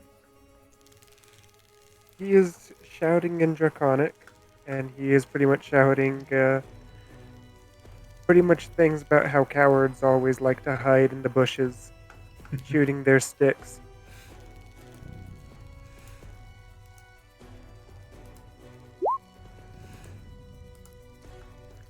In real life, The truth hurts. And part of the thing of Vicious Mockery is he has disadvantage on his next attack, right? what was it? He has disadvantage on his attack if he fails the saving throw, right? Let me double check. That sounds right. Yeah, I think so. Yeah, he has disadvantage on the next attack roll Okay. it makes before the end of its next turn. Mm-hmm. Yeah, so he is going to shoot at he's taking a shot at Percy with disadvantage. He misses even more than he possibly could have missed. Oh, the truth hurts. Lands in the ground like here. Okay. This guy comes splashing across the water here. And he is actually going to dash up to this point here, like on this path, like up above you guys, kind of. If you can see him. This is a big map, so it's kind of hard to keep track of everything for the stream, but that's okay. Yeah, he's going to he uses dash to get there. He does nothing else. This bandit here is also going to crouch behind the tree, and he's going to take a shot at Naragath. He misses. Percy.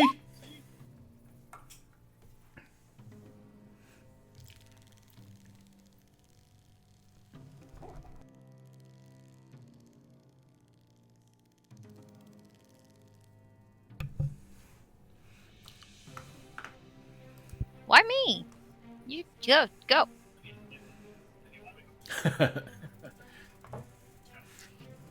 Yeah, if Percy's Right. if Pryor's talking, I can't hear him. Oh, I was just saying nothing because she doesn't care. I was gonna say that she sorry. should go first because her passive dex is higher, Yeah, but she doesn't care. So, Okay. I am going to pull out a shield, which that's 2 more to my armor class, right? Yes, if it's not already included in your armor class already. I should have. What does chainmail give me? I'm sorry, I forget exactly. The chain mail gives you 16 plus a shield would be 18. The chain shirt would give you 13 plus a shield is 15 plus your dex mod would be 16. So I'd have chainmail. Well, if you're wearing the chain shirt, that's going to knock your armor class back. Oh, is a it- couple? What did you say? The chain shirt, the adamantine shirt. It's not. Oh, Like I thought it was full mail. Yeah, no, it's not a full suit of like chainmail. It's just a shirt. Oh, so I actually go down in armor with wearing Yeah, that? but you won't get crit. Yeah, I mean you don't have to wear Yeah. it. You could try to sell it later if you wanted to. Up Yeah, to you. yeah. I thought it was a chainmail. My bad. Yeah, so we could retcon what you're wearing if you'd like, since there was a miscommunication. You know, we can keep it the way it is, and I guess I'd have 18 armor with my shield out. Yes, sir.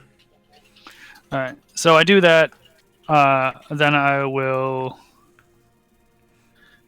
cast Bless on everyone but the guy in the middle, Okay. and not myself. Okay.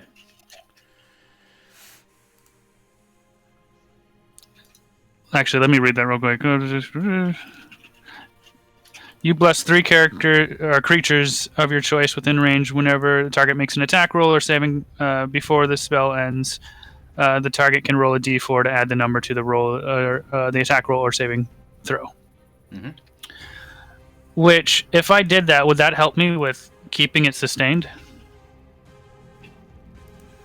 Like on my concentration? Like if you cast it upon yourself as well. Yeah. Yeah, it's because it's a Constitution save. So yeah. Alright. We're going to go with Naragath and Kit. I believe Sneva can stay out of the line of fire. And since I want to keep it sustained, I'm going to cast it on myself as well. Okay. I didn't think of that till now. All right. Yeah. So when each of you make until he breaks his concentration or the spell ends, when you make an attack, a saving throw, etc. I threw it in chat. Yep. There as we well. go. You can roll a d4 and make it to your add it to your attack or save. Okay. And then I will end if I can remember how to. There we go. All right. Kit. Okay, is this person hiding? Or can I see them? Let me zoom out. Let me see what person you're pinging. This one. No, person he's that not. screamed at. He's not hiding. He's just by the tree. Yeah. Will I get sneak attack? No. Okay. You're shooting that guy, the same one we were talking about? Yeah, this one. Yeah, you absolutely hit him. Not sneak. Yeah, it doesn't matter. What's that look like? Right through the mouth. Cool.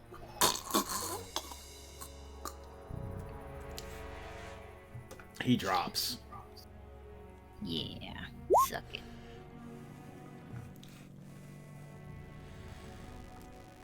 This other bandit here, this weird-looking bandit man, is going to run up over here, and he is going to take a shot at Naragath with the light crossbow. Oh, Jesus! He crits for 7 points of damage.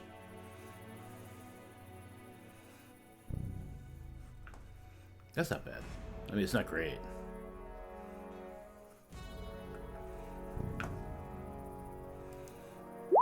And then it is Naragath's turn.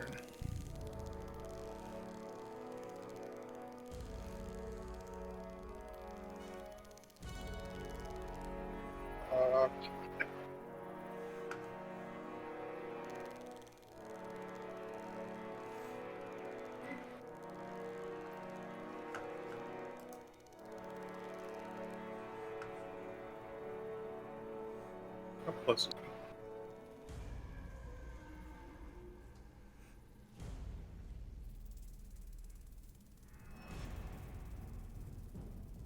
I'm gonna. If I double move, can I action search? You absolutely could do that, yes.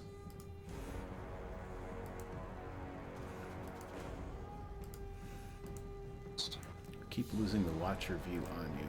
That's okay. All right. So I could technically make it between these two, correct? Yeah. Yeah, you could. Yeah. Sure. I'm gonna do that. Okay. So I'm gonna move here. Mm-hmm. They're like trying to load their crossbows quick. And I'll action surge. Mm-hmm. And neither one of them hit, right? No, neither one has been hit now. Yeah. Well, have they hit anyone yet? No, I'm the only one who's been hit so far. Yep. They didn't do it. I'll just action surge and go for the guy on the top. Okay.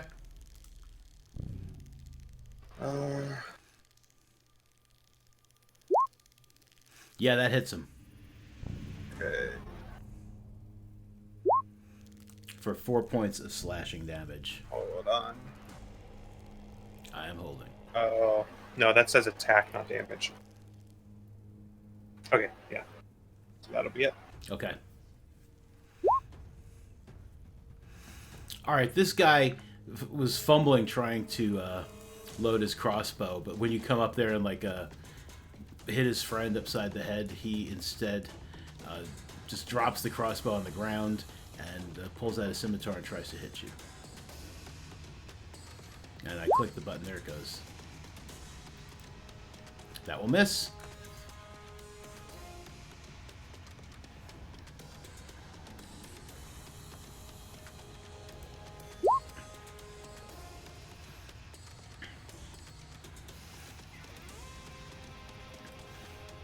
This person is going to move a little closer up on this rickety wooden bridge.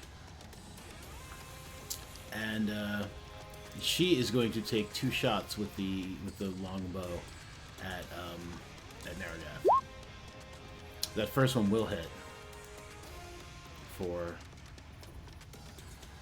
some. There it goes. Oh, Jesus Christ! 8 points of piercing damage. I'm going to definitely use Stone Endurance Okay. for that. Yep. And D12. And the base need to go add my con mod.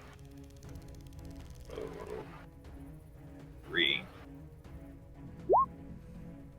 So that'd be 9.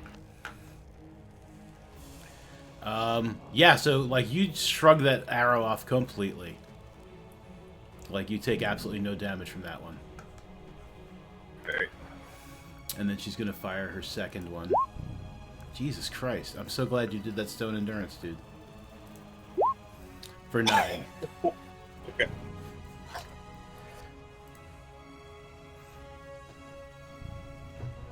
Yeah, I'll have to eat that. Okay. That will end her turn. Sniva. There is only one person within screaming range. Mm-hmm.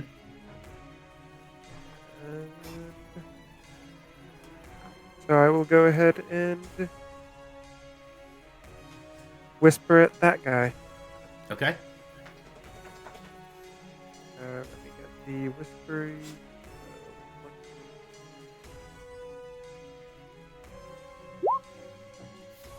Okay. So you do dissonant whispers on him. His mind is filled with all sorts of terrible, like, creepy whispers. He doesn't like it. So he'll take 7 points of psychic damage because he made his save, and he will not run away, but he's just like, oh, my head, stop the voices! My mother's a saint! Your father smells of elderberry.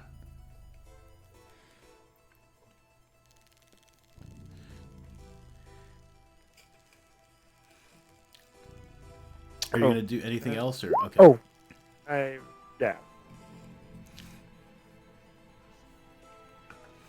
If you still wanted to do something else, like, I mean, you could. This guy hasn't gone yet. I am going to give Naragath a bardic inspiration. Sure. I didn't restore the bardic inspirations with the vest, but I know I have. All right, so this guy, he's really mad about whatever it was getting whispered at him. So he wants to he really wants to shoot he really wants to shoot at Sniva, but there's like another guy in the way, so he's probably going to try to shoot that guy.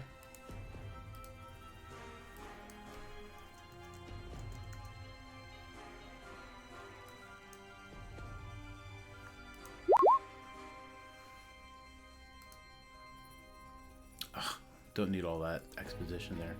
I'll turn that off later. Yeah, he hits that guy for 2 points of piercing damage. Urfin is like, ow!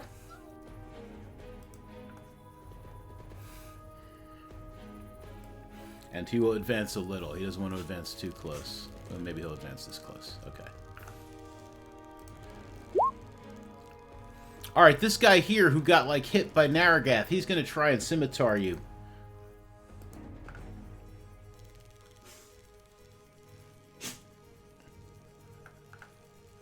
Or a short sword. Yeah, he misses completely. Percy.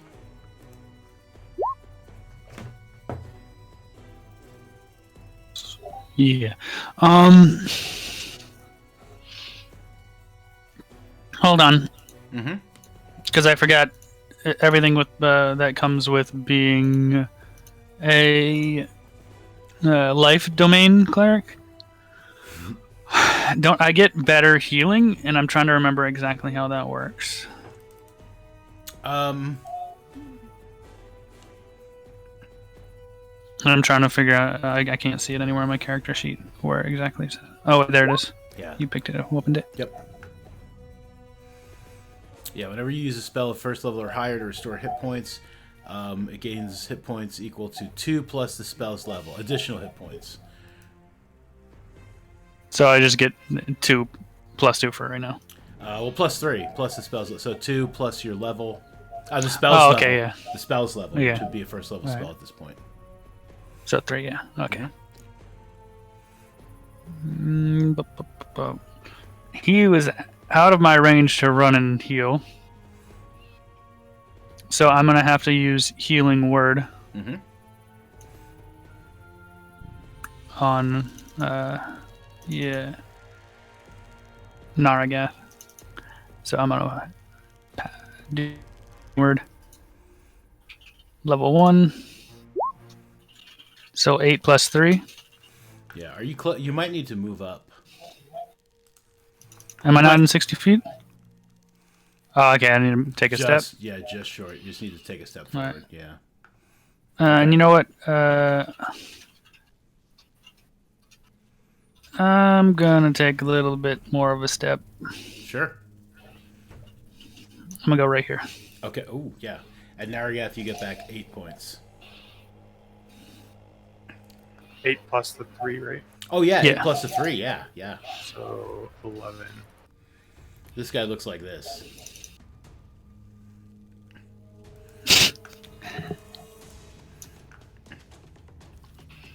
It looks like he doesn't like the sunlight a lot. No, he does not. Then I'll end my turn. Okay. Kit.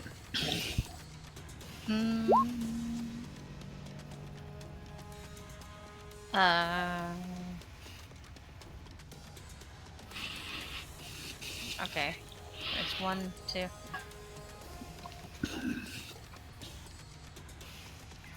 Like 4 dudes? Am I missing people that I can't see? Is this just the most injured one? It's not the most... Yeah, actually, it would be the most injured, yeah. Mm-hmm. Going to stabby. Yeah, you absolutely hit him. And you get sneak attack that. Yeah, you get sneak attack damage on that. He takes 16 points of piercing damage. He cries out. He's like, "Oh, my life force! Do not Creepy. like."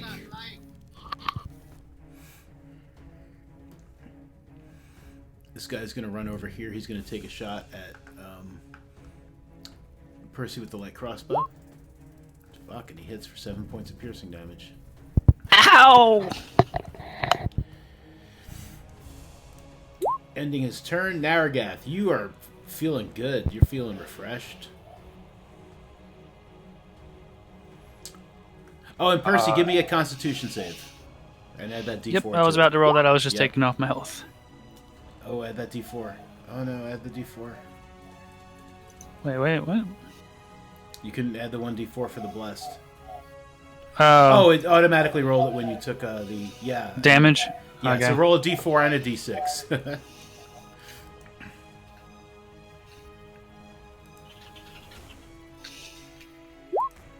Oh! That's okay, you still got And the a- D6. Yeah. And a d6? Okay. Yeah.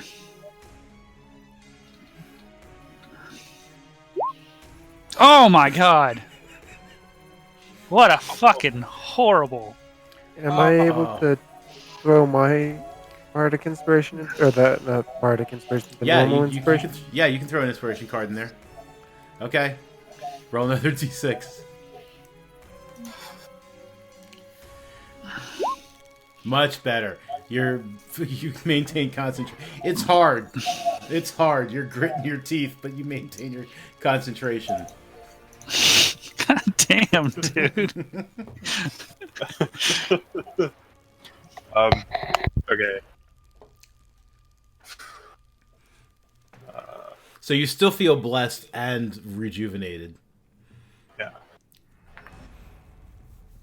And I have that Bardic Inspiration. Mm-hmm.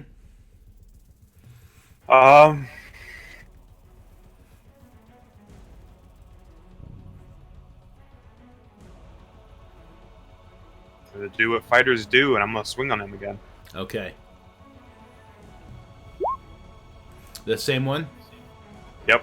Yep, that hits him. What that look like? Just chop his head off. Straight off. But as I'm chopping his head off, Mm-hmm. I spin around to face the other guy. Okay, yeah. He whimpers softly. What's that round one doing there? It shouldn't be there. As he whimpers, he's going to try and swing at you with his scimitar. That will miss. And he cries a little harder.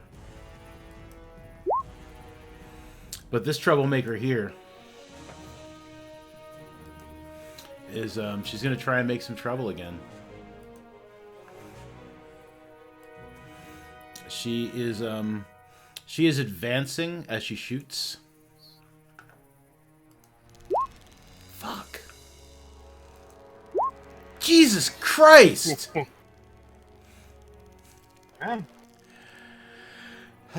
And she moves up a little more, still shooting. Oh, thank God that misses. And about here, she drops her longbow and she pulls out a short sword. And that's the end of her turn. Sniva.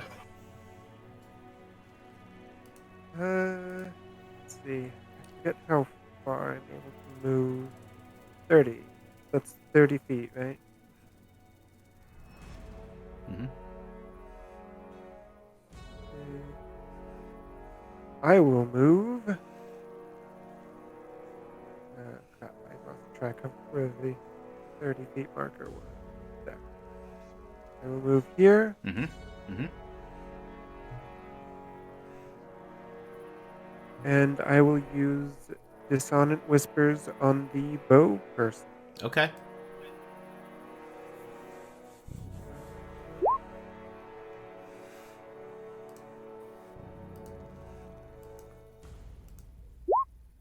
Fuck. She takes half that damage, so she takes. Actually, Oh yeah, yeah, question. yeah. Can I use this for disadvantage, if that makes sense, on her saving throw? Trying to.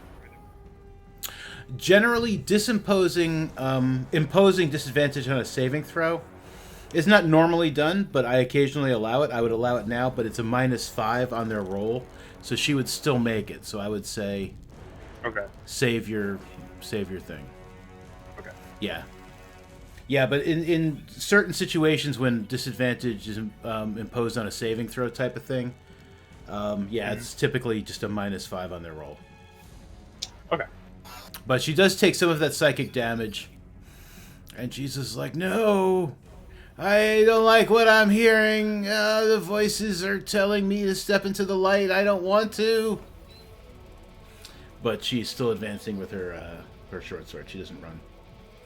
And I will give Percy an inspiration. Okay.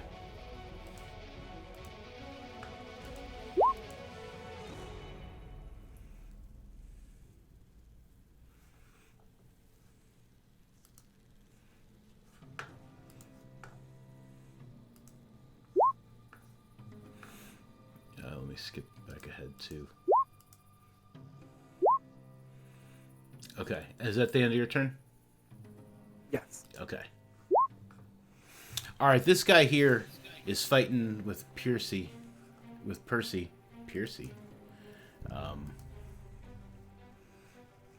He is going to... Don't pierce me. He's going to take a couple of swings at you with his dagger. He misses, and he misses. Percy.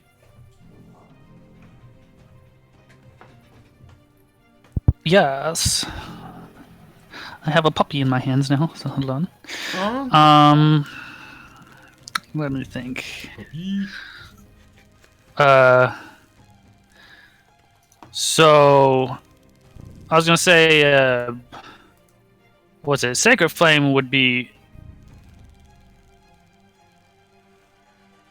Does it get disadvantage when someone's close to me, or Not at all. That's one of those rare occasions, because it's not really... okay?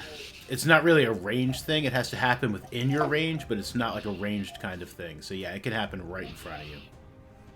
All right. Since I didn't say that I pulled out my mace yet, I'm gonna reach my fist towards the heavens and pull it down and call a sacred flame on the guy next to me. Okay. Jakes. Could have been more damage, but whatever. Yeah, it could have been less damage too. So he takes 3 points of radiant damage. Can I see his? Can you embiggen his face for me again? Yes, I can absolutely embiggen his face. Oh, that's you. Oh, that's me. I burned myself. Okay, his. Can I say that like I burn his eyebrows off? Yes, you can absolutely say that. His and like eyebrows- singe a side of his face. Yeah. This isn't an evil campaign. Please no. The What? the light Burning someone's eyebrows off. Evil. the light completely like It's not like I was trying to. It just happened. the light completely like just his eyebrows just like curl up and just like singe and fall away, and he's got no eyebrows. Delicious burnt hair. And then I will end my turn. My expressive face! No, you've ruined my expressive face. See, he doesn't look so angry now. Kit. Baby, come on, don't fight with me. I'm gonna roll you over. You're not muted. Oh shit. The guy in front of you is like, I don't know what you mean. You're gonna roll me over. Yeah, that hits him. This guy, yeah. Yep. He dead now. Maybe. He is, yeah. What's it look like? Just arrows sticking out of his chest and he just slumps over. You can't tell if he's surprised by the arrow in his chest because he has no eyebrows, but he does slump over.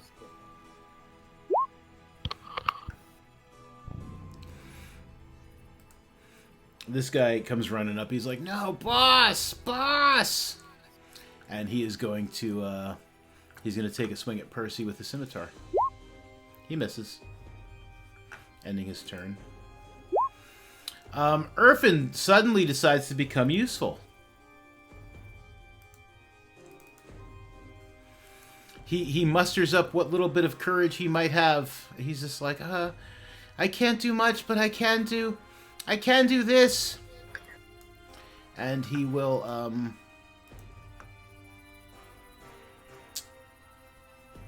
he's got good range on that person that was like trying to fill Narragath with arrows. So he is going to, he's going to shoot a firebolt at her. Oh, and he hits.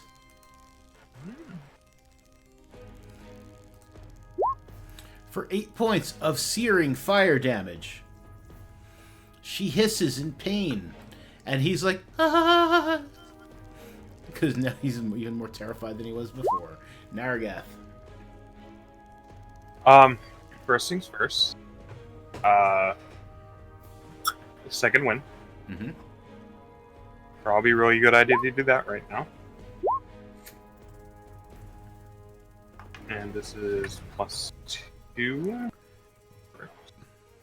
Fighter level, yeah, so +2. So 6 something. Yep. And it makes sense in my head, so it makes sense in his head to just go in. Okay. Probably going to catch a attack of opportunity on that. Yeah, you are. I'm going to say that he's probably going to have disadvantage, though. He has been terrified. I've been describing What was him that as you cut out? He's going to have disadvantage on that. I've been describing him as terrified of you throughout this whole thing, so I'm going to give him disadvantage on that. Yep. No, I'm going to give him advantage. Fuck it. Yeah. No, he misses.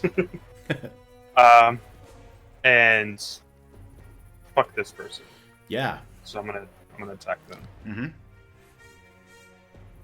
And on this attack, I am gonna use the Bardic Inspiration Okay. to make sure. So that's a D6. You can decide after you roll whether or not you're going to use the inspiration. Oh, okay, Yeah. okay. Mm-hmm. Oh, wait, let me take away Percy's. He used his. Yeah, that hits. Oh. Alright. So...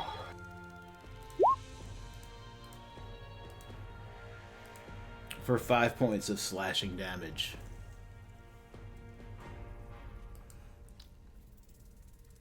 This strange-looking woman is definitely in bad shape. And where's my...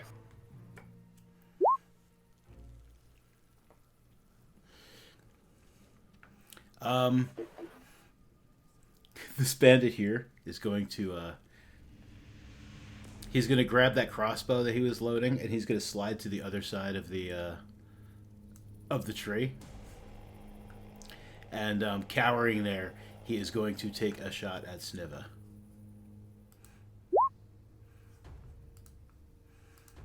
Hitting for 6 points of piercing damage. Ow. And then he looks like he might want to try to climb back on the other side of the tree, but he doesn't. Okay. This person here, yeah, she is like like I said, she looks really bad. She's gotten singed with fire. She's gotten stabbed. She's gotten shot. Like, bad things have happened to her. So, she is going to take a couple of swipes at you with her short sword.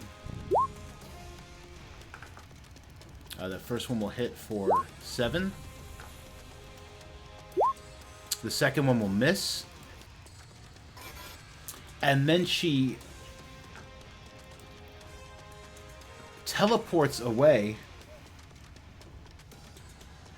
to the other side of the bridge. She just, like, disappears. And she's got that same thing that other lady had, where she's, like, kind of translucent.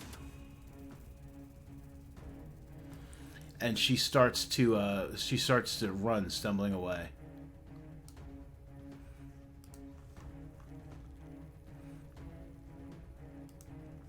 And it will be Sniva's turn.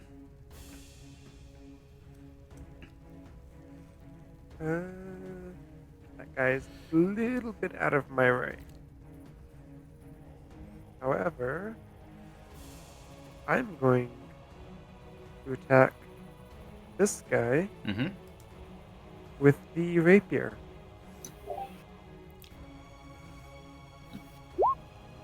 And I believe I get advantage because... You do. Attack tactics. Yeah, nice. Yeah, so you definitely hit him. You definitely do 6 points of damage to him. He cries out in pain. He's like, "Oh, my guts!" This guy down here, when you didn't, like, do something to him, he did breathe a sigh of relief. And my way of doing something to him will be giving my last bardic inspiration to Kit. Okay. Because I don't know what it will do, but I'm pretty sure that anything she does will be devastating. Percy.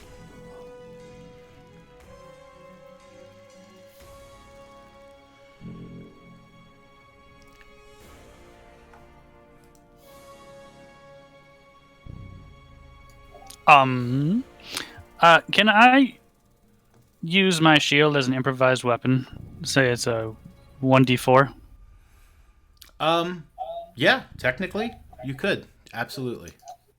Alright, that's what I got in my hand. That's what I'm gonna do. I'm gonna smash it in its face. Okay. So, I mean, you can draw your weapon as part of the action, but if you want to smash this guy in the face, I'm also like that.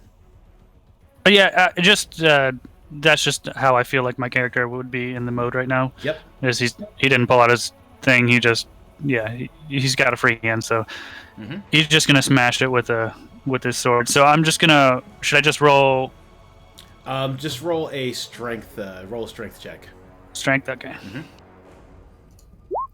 Yeah, you smash him upside the face with the shield, And it'll do 1d4 plus your strength mod. Okay, 1.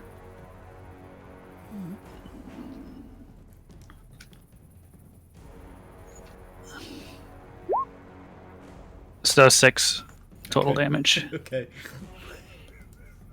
What's that look like?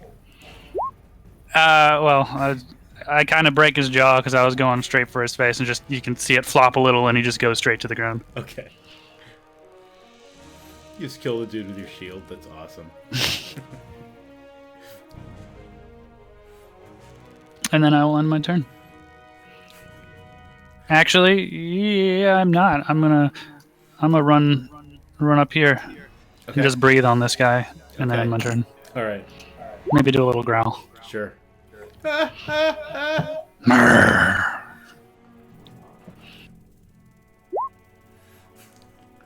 As you're breathing on him, an arrow winds up sticking out of him. Thunk. Thunk. Oh man, he cries out in a lot of pain, and he's like clutching this arrow, like it's sticking out of his lung, and he just looks like miserable and surprised and sad. And he's still alive though. Not for long. Urfin is going to. Can he do anything useful at this point? What would Urfin do? He out of like nervous reflex, like maybe he should have thought about this before. I don't know. No, he can't. He wouldn't even do that. Yeah, he's just gonna hold his action. He's just like looking around nervously. If anything new pops out, he will he will try to firebolt it, and that will end his turn. Nargath. Okay. So, because it's been so long, I am going to ask. Last time when we fought one of these people that went like shimmery, Mm-hmm. the attack. I don't remember. We killed that person, but I don't remember like the attacks went through. If we had to do anything like specific, or if it was just. I Hard. killed her with psychic. Oh, that's right. Because I don't remember if we actually like tried to attack when they were like that. Yeah, I don't know if we did either. If I remember correctly, I think the status effect ended after a while, and that's how we killed them. But I could be wrong.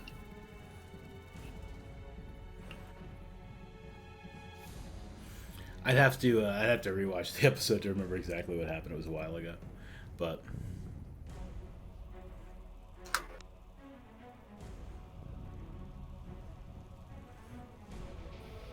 What's the throw range on a hand axe? I believe it's 20 for normal range, 60 feet for long range. So you'd have disadvantage after 20 feet, and you can throw it up to 60. Okay. But you could definitely run up before you. Yeah, you could run up before you throw it.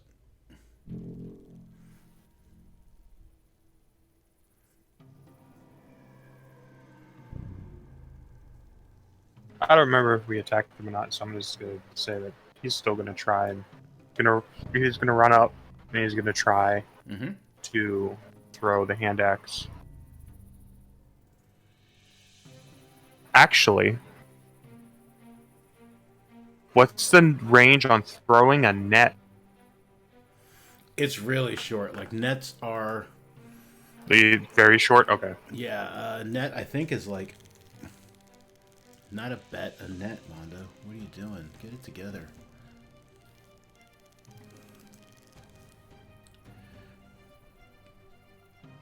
The range is 5 feet for like a normal range. Beyond that, it's a disadvantage up to 15 feet.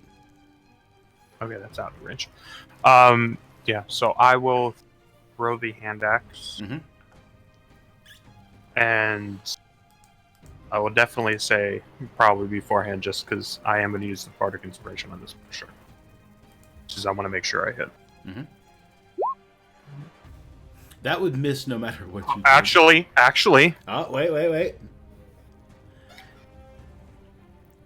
Okay. That is a critical hit. All right. All right. I have to re-pull up the. Well, it'll be automatically 6 because we don't roll for the crit damage. The you roll your regular attack, and then it's like the Okay. maximum we add the maximum of the weapon itself. So it's going to be whatever you roll plus a solid 6. Okay. Yeah.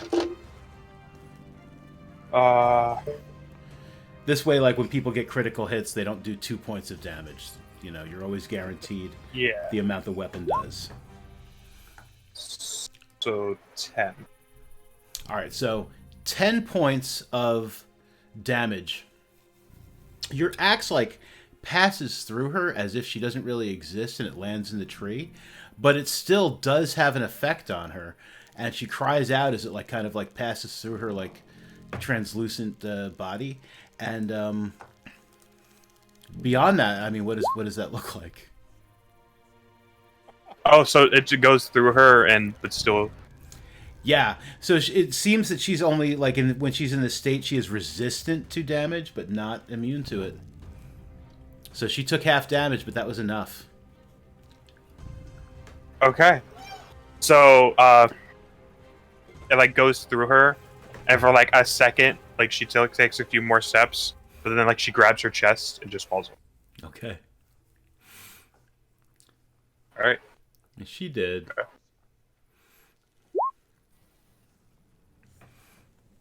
All right, this bandit will disengage from Percy and will start trying to run away. Getting about that far into the woods.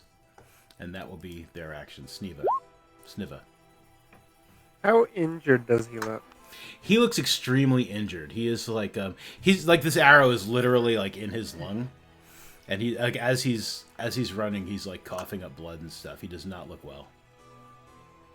Okay, let me...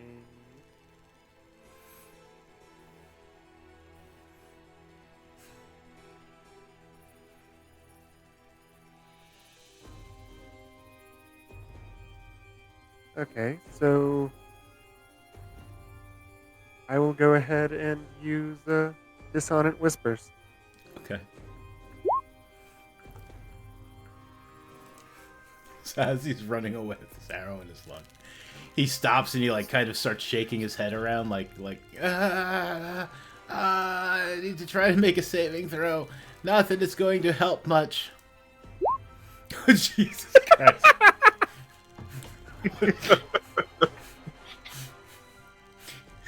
I'll let you give me the whole, like, what does this look like? Well, Sneva's like has his hands cupped like he's yelling, but is just like whispering still. And the guy who was running away is well, you said that he stopped. Yeah. He probably ripped onto his head, bumped his head into a tree, and fell over. Okay. Yeah, his leg twitches twice and he's done. That was all of them. Woot woot. Man. Once again, it's like I'm just like, yeah, this should be a moderately like difficult encounter without being too hard. And I'm like, oh my god, my die rolls. No, please no. I definitely did get scared at some point. Oh man. I definitely didn't get scared when you moved out of my cure wounds range. Yeah. If he didn't shrug off that thing, he'd have been downed. Yeah. We probably would have covered with the amount. I mean, I still have a heal slot and stuff and potions, but still. I'm fairly certain that's twice now. That Stone's endurance is like. It's funny though. You shrugged off the first arrow, and the second arrow did the exact damage that you could have shrugged off. I was like, ah, darn. Yeah. I did not mean to say that. I was trying to examine what it has in it. No worries. I mean, I also got to say, it's like the fact that you could do the things that you can do as well, like those things, I think are also part of the reason why you like charged in between those guys, like in the range of that woman. I mean, like if you were a wizard, you wouldn't have done that. No way in hell. Like, well, unless he was paying a stupid wizard. Yeah, or like playing like a battle mage who's running into battle with a dagger or something. Right. I don't know. Yeah, like if I didn't have in the back of my head, like, all right, I've got second wind, I've got stone's endurance, I've got action surge, I can get in there and fight. No way. I would have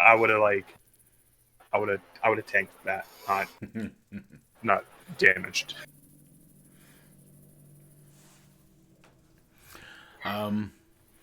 Yeah, Urfin is like he's still like looking around like wildly, like kind of like pointing his finger in random directions. He's just like, I don't like this. I don't like this. I don't like this. Never get out of the boat. Never get out of the boat. So as he's saying, like, never got out of the boat, like, I'm probably like dragging one of the bodies so like we could pile them all up together and like loot them. And like as he was saying, never got out of the boat, I'm just like, you're out of the boat.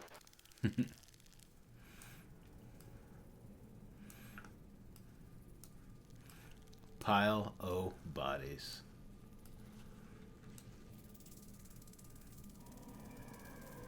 Apparently, he piled them around me.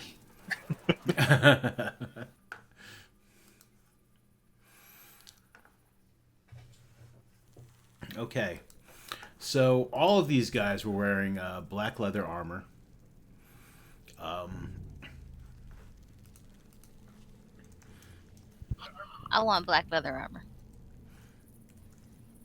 You can take some of their black leather armor if you want. There is a longbow. There are 5 crossbows light. I will be taking a crossbow. I'm The gonna one keep my from the bow guy because who it's been shot. lucky. We'll go ahead and call it 90 crossbow bolts.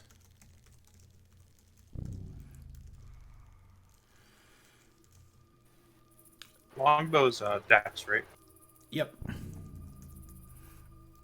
1 short sword, 5 scimitars. No, 4 scimitars. 1 dagger.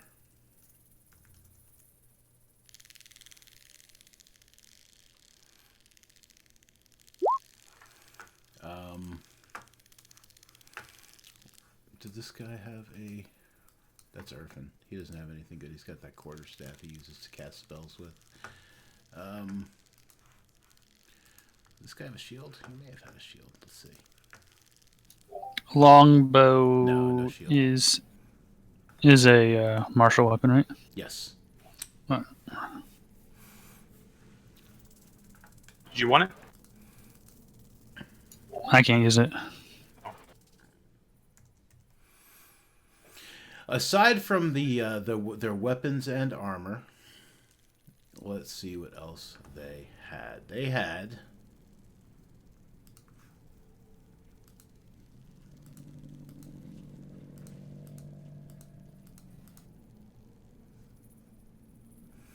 if you were to total up all of their stuff,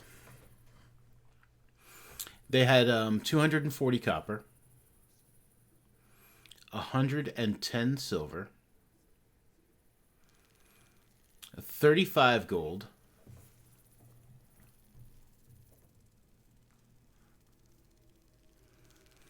one of them is wearing a polished stone ring.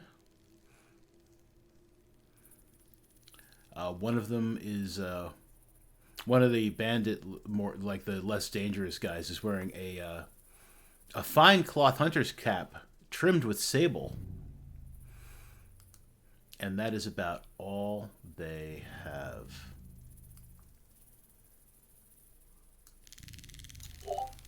What's the money divided by 4?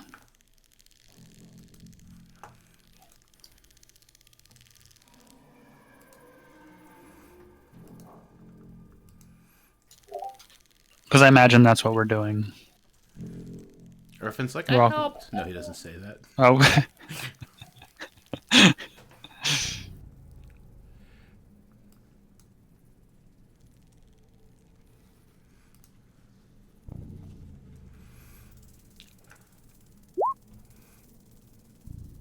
That should be 35 gold pieces. I'll go ahead and make it 45. You found a small sack with like 10 gold pieces, like buried in the dirt as you were dragging the bodies. Like, you heard a little jingle and there was an extra 10 gold pieces in the dirt.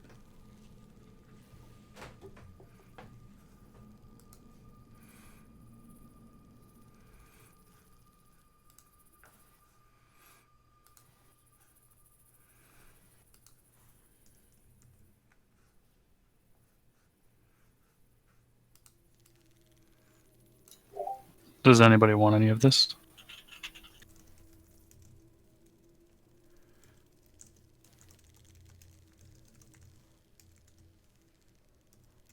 Snever's grabbing the crossbow from the guy that shot him. Some of the bolts. Yeah, I'll probably grab the longbow. Is there just crossbow bolts, or are there? Oh yeah, the longbow. Yeah, she's got 1, 2, 3. She's got 15 arrows left. Let's call it. Yeah, 15 arrows, regular arrows. And a short sword is a simple weapon, right? It is still a martial weapon. Oh, it is a martial weapon. Okay. Yeah. And so pretty much everything on there is a martial weapon, right? Except for Light crossbows are not, and Yeah. the dagger is not. Yeah.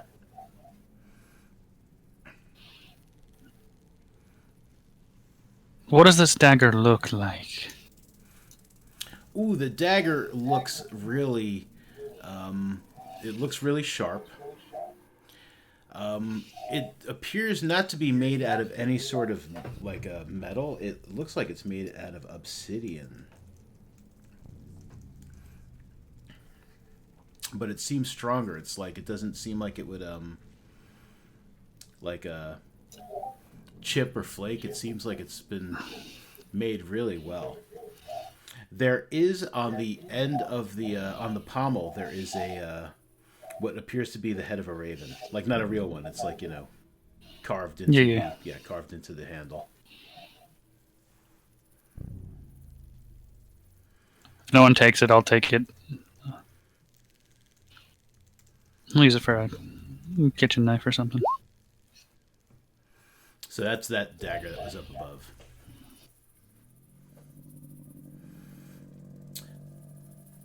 Urfin looks at Kit and he's just like, "Is it always like this in your day-to-day life?" Yeah, so far, yeah. Oh man, I don't like it. I can hardly wait to get home. Well, hopefully we get you there safe and soon. Yeah, hopefully. I'm still just gonna be holding his hand. Okay.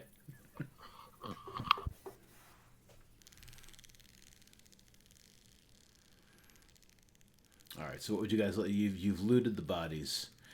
Did you want to take a rest or something, or did you want to continue on? Should we hide the bodies and take a rest? Do we have to hide the I am bodies? fully down. No, I don't know, just a thought. I don't want to touch them.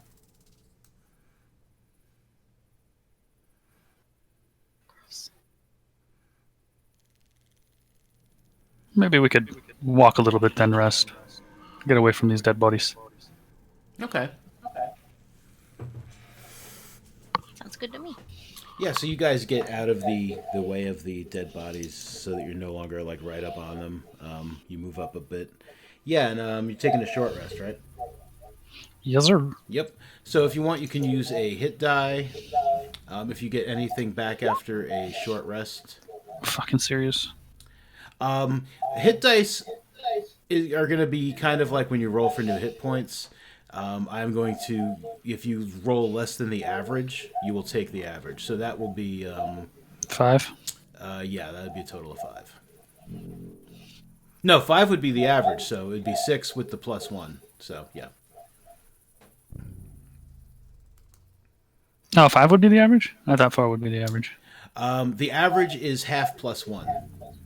Oh, okay. Yeah. I mean, I'm taking more health as well. I don't know why I'm complaining or arguing.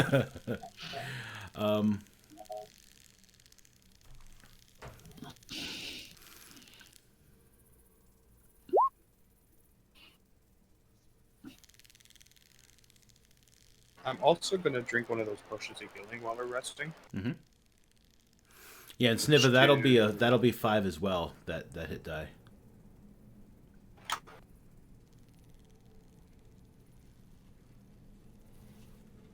Still just a little wounded, but not bad. Mm-hmm. And if you're gonna drink a healing potion, it's 2d4 + 2. It looks like you knew that already. Yeah.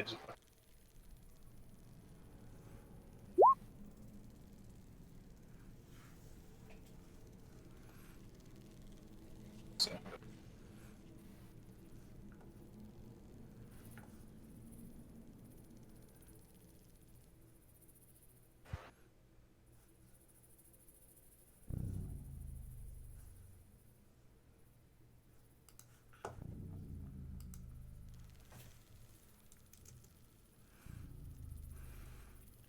So after your rest, I'm assuming you guys will continue on to Oakheart. Can we take a second bio? Is this a decent time? Yeah, actually, this is a decent time. Sure. Yep. Let's do it. We're gonna take a quick break, folks. We'll be back.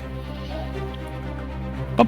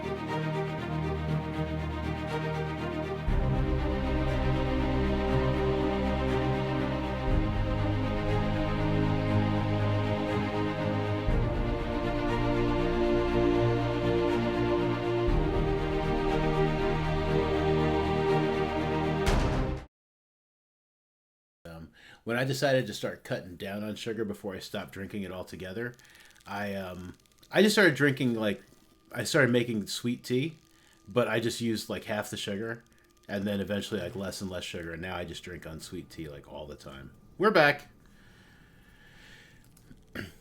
Talking about unsweet tea and soda. Yeah. And whether or not we'll survive our trip to Oakhart. So you guys have taken your rest. You have looted the bodies successfully. I mean, these guys started it, so I'm not going to say that you were... I'm still maintaining that you were not murder hobos. Well, I mean, we could have tried to negotiate, but meh.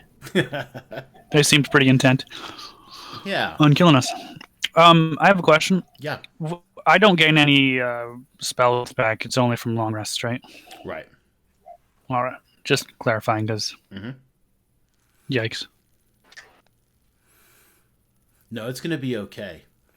So after your rest, you head back out. And before too long, you find yourself out of the woods. And let's we'll move you around to different maps all over the place here.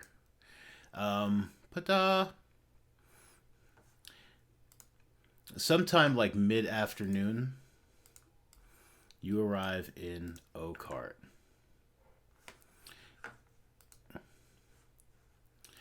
And Oakhart it's a walled town completely. That's why I'm saying we're gonna move to like a bunch of different maps. It's got like more going on inside the walls in the other towns where like they got a lot going on outside as well. But this close to the Gloaming Wood, yeah, they like to keep most of their business inside the walls. So, is it a wooden wall, or is it like a stone keep wall? It is a wooden wall, but it does appear to be very thick. It looks like they use like very large trees. And the wall itself, is it like... Is it just like, thick trees, or do they actually have like parts of the wall that are like made out of wood that are like rooms even? Wow, what a great question. Yeah, you know what? I'm going to say that it's thick enough. Yeah, it's like almost like a large wooden building, like all around the around the town. It's like it's a wood, but it's sturdy as fuck. Yeah, and it's got like a decent encampment. All right. Yeah, and there are like windows with like what appear to be very strong shutters, so it's like people can look outside, like, and then they could shut them up and maybe shoot arrows out of them if they needed to. And yeah, you guys have made it safely there. Urfin, like as soon as he saw like the town, like he just breathed like a huge sigh of relief, and he starts like walking like a little faster. Like, oh, thank God we've made it. I'm so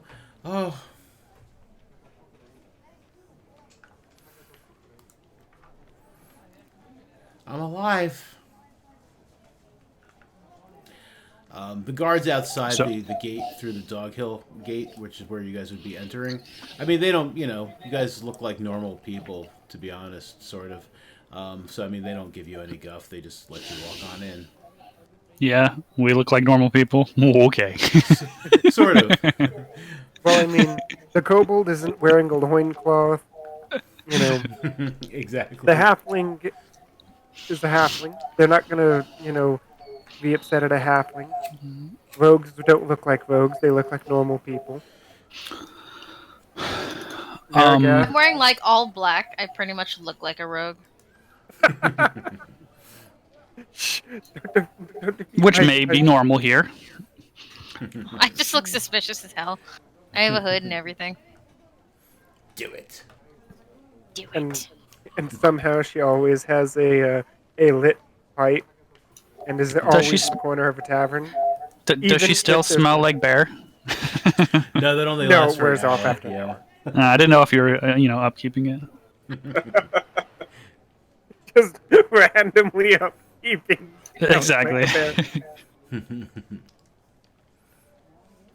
I'm gonna say that I had been in this area for a while, so I have been to Oakhart. If that's cool with Mondo. Yeah, that's fine with me. Yep, so absolutely. so I know the people here are more accepting than, like, say, if they've never seen a fur ball. But having there been a druid not too far, and I've been around here, people may not know me, but know of, like, oh, that's the fur ball or whatever like that. Yeah, definitely. Like people you've done business with, even if they don't like know you personally, to like know your name. Like when they see you, they like they brighten up a little and like like nod or like do the little finger gun, like hey, what's up, man? Oh, they do a finger gun. Yeah, like hey. That's very offensive to my people. But they don't know that. So. One of them does. He sneers at you and gives you the finger gun. Motherfucker. I cast Sacred Flame on him. Okay. I'm just kidding. Rip his eyebrow. Urfin is also like, people know him. They're like, oh, look, here comes Urfin. How you doing, Hedge Wizard? And he's just like, I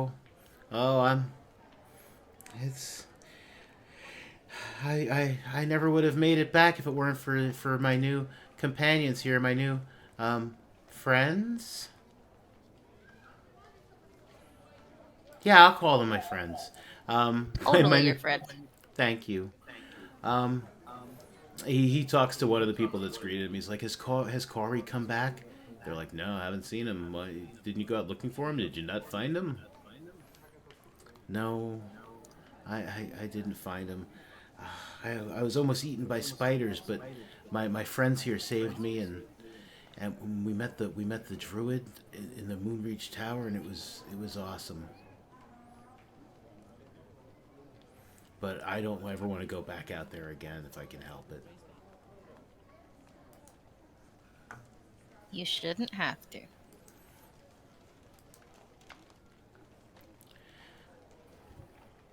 So it's late afternoon. Are you guys like heading straight back out to where you're going next, or are you going to stay in town for the night? I'd like to stay in town and get some rest before we head out early in the morning. Yeah, dinner and a bed sounds really nice for today. Yeah, there's the Deep Root Inn on the other side of town. I can show you over there. My room isn't too far from there. I need a bath. I think they have baths there. Cool. And he leads you across town to the Deep Root Inn. As we're walking, Percy tries to smell himself like, bath? What? Yeah, the inn is like it's pretty comfortable. It's this is a stop for people like along the road and stuff, so they do a good job. There are baths. There is a large room where like a lot of people could bathe, or there are like a few private baths for a few extra coins. Like a room and a private bath would be like 2 silver, whereas just like a room and the communal bath would be 1. I just don't want to smell like a bear no more. I'll just take the communal. I can jump in just like a water trough outside. I don't care. There's definitely one of those. There's a horse drinking out of it, so you might smell like horse, but... I was gonna say, now you smell like horse mouth. No, it's worse. And don't jump in the trough. The troughs smell and look terrible. Trust me, I know. We have them. Okay. I won't. But the place appears to be pretty busy. Well, it doesn't appear to be. It is. It's pretty busy. A lot of people eating, drinking, having a good old time. The food is good. They have all sorts of wonderful ales. Well, the food smells good. All sorts of wonderful ales and wines. The bartender assures you, he's like, yes, we're right on the main road, so we get good trade here. We get all sorts of different spirits here. Ghosts? Yes. No, not ghosts, although that's not unheard of. No, but I mean, I've got the I've got these fine alcoholic beverages. I have this wine. We make an excellent tea, if that's more your fancy. I wouldn't drink the water.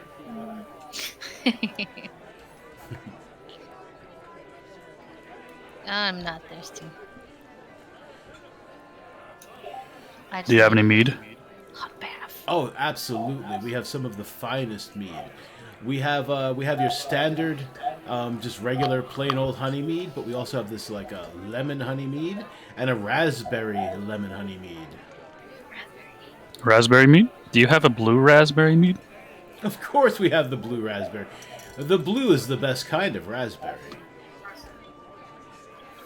We just call it the blue. I'll take the blue. Yeah, he gives you this nice clear glass with it's just filled with this like this lovely blue mead.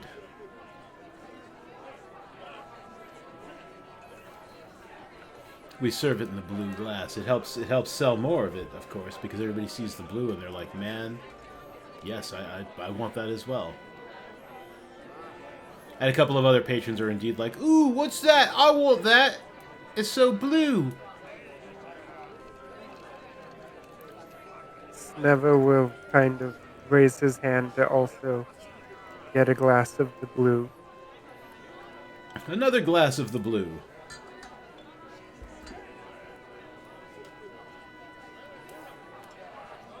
Blue all around? Blue all around? I'll walk up to the bar. I'll set down one gold piece and be like, for us, rooms and and food and the blue, as much as it's okay. Absolutely. That will get you each 2 glasses of the blue. The room. Did you want private baths? I just up to them.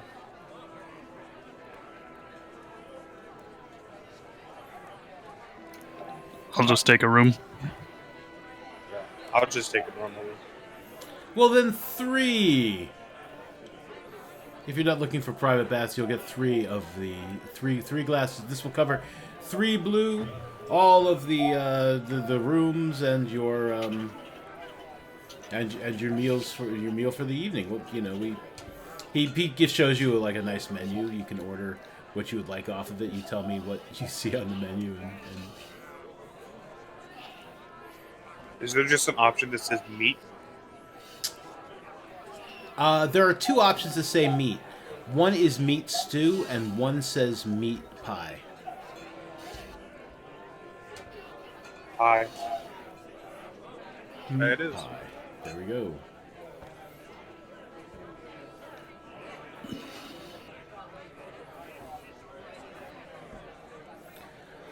Well, guys, it was again. I'm really thankful for your help. I'm gonna go home and let my mom know that I'm alive. She might be worried about me. I don't know. I've been gone for a couple of days now, and but thank you. And anytime you find yourself at Oakhart, I live in the rooms right across the street. And if you ever need my help, as long as it doesn't involve going out into the woods, I'm more than happy to help.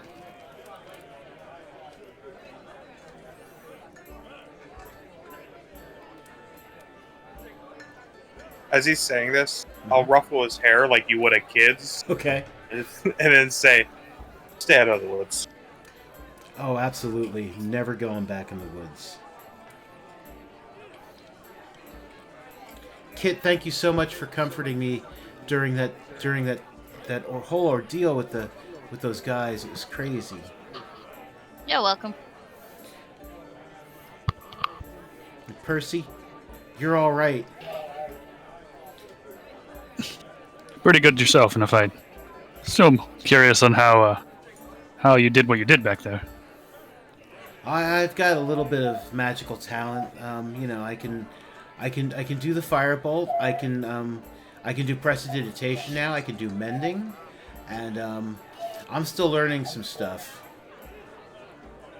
Oh, keep on practicing. Maybe we'll run into you again I sometime in the hope future. so. Definitely come see me next time you're in town. And we'll keep an eye out for your friend if we find him. Yeah. Oh man, poor Collie. It's Collie Lintsock. If you it's not one of the other collies. It's a common name in these parts. So it's Collie Lintsock. Lintsock. I probably won't forget that. Okay. Bye everybody. Wait, it was Lintsock? Lintsock. Yes. Okay.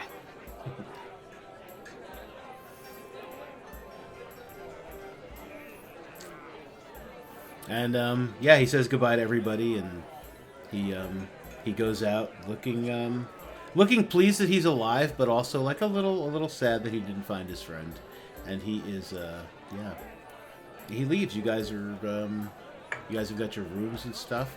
And now, as a special treat, not only will you all get a inspiration card, but you have all reached level 3, the last of the fast levels. Ooh.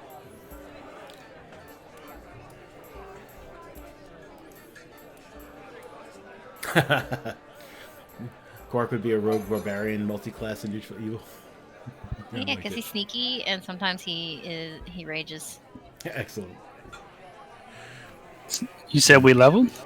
Yes, you guys will make level 3. So if you would like to now, Okay, we just launched the level character mancer, right? yes, level up character Metzer. And all of you except for Percy, who starts out with his domain, I think, get to choose your archetypes. Oh, I get to choose a subclass now? Yep.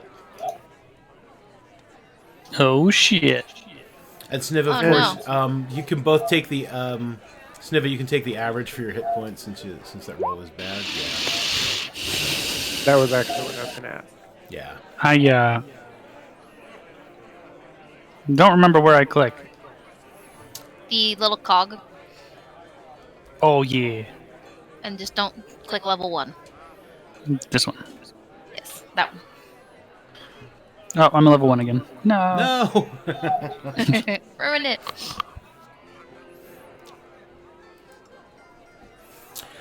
Have you guys given thought to your to your subclass archetypes things? Not at all. I am very curious. Oh, looks like you've got Xanathar's Guide to Everything in here, right? Yes, I do. Mm-hmm. I can go grab my book. Ooh.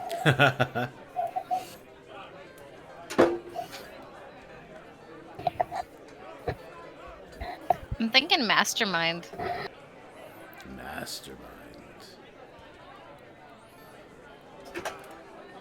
I can unerringly mimic the speech patterns and accent of a creature you hear speak for at least 1 minute. That or arcane trickster, but it's hard to choose, man. Yeah. Arcane Trickster's nice. Mastermind's nice. Thief is like really nice, depending on what kind of campaign you're playing in.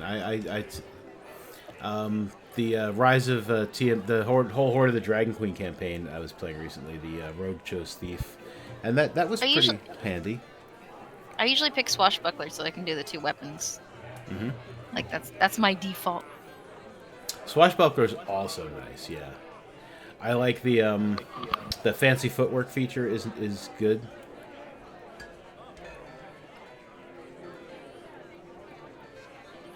I'm really curious as to what Sniva is going to, what college he's going to choose. I'm looking at College of Whispers or College of Glamour. 2 very different ones. Yes.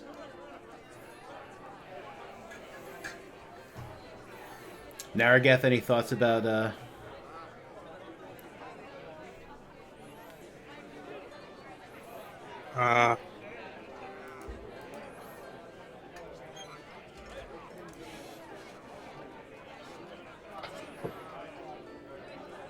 So out of Xanathars, the most interesting one I think I would go with would be Samurai, but I have to look at the other ones real quick. Mm-hmm.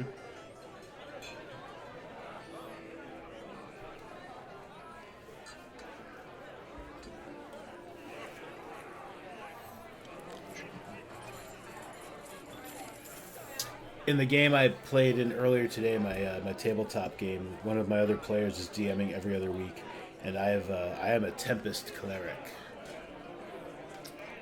I'm pretty happy with him so far. Although I might have too much honor. We had a goblin captive that we were that everybody else wanted to kind of like kill, and I was Hey, like, Mondo? yeah. I took the average, and it says it's 5. Do I have modifiers onto that? Yeah, once your sheet will automatically calculate the modifier after that. Yep. Okay, because right now it's saying I'm at 24 when that's without adding the modifier. So if I hit next, it'll do it. Yeah, the modifier should get built into when it's all complete. Right. Let me hang on a second. Let me take a look at. Let me pull your sheet up real quick. That's not what I wanted to do.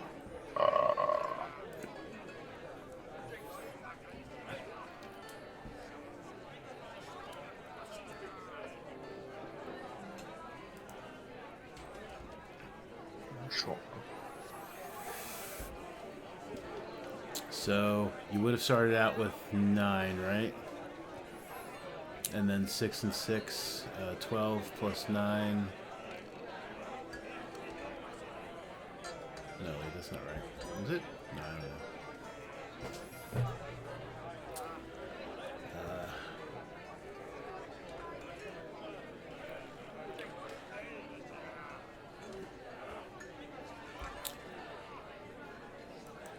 Do you remember how many hit points you gained at 2nd level?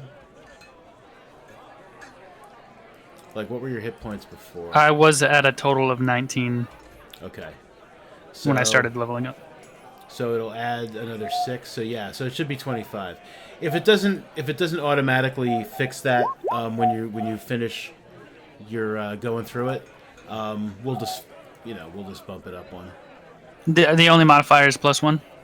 For the con, yeah, for your constitution, okay. Yep.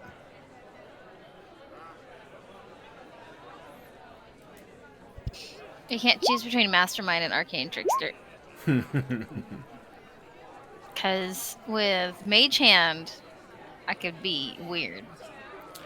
Yeah, that's my favorite part of the Arcane Trickster is the Mage Hand Ledgerman. Yeah, but with Mastermind, I can be a Master of Disguise. Both of them we can have fun with and get us into a lot of trouble. I know, that's what I'm thinking. I'm looking at Whispers and Glamour, and it's like Whispers I can, like, talk to people and instill terror, or use a dead person's persona if I steal their shadow. And Glamour, it's like I can charm a crowd. Okay, so I get spells. Mm-hmm. What level is spell is Find Familiar? Is that something I'd be able to do? Yeah, I don't see why not. I mean, because you get wizard spells. Let me consult the oracles really quick.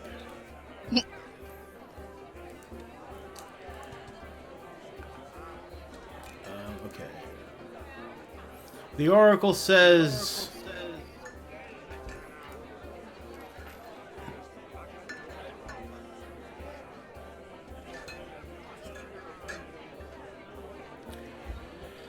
Yeah, you just you use the wizard spell list, and it's a wizard spell. It doesn't look like there are any sort of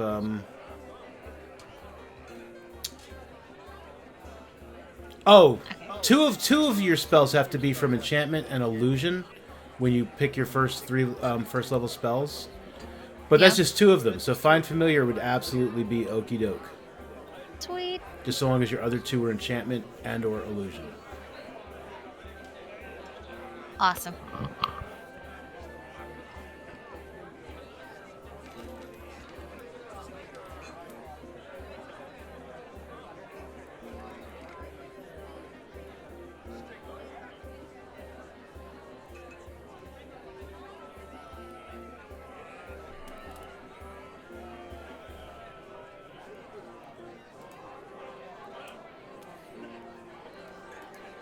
I have recently run both a like higher level.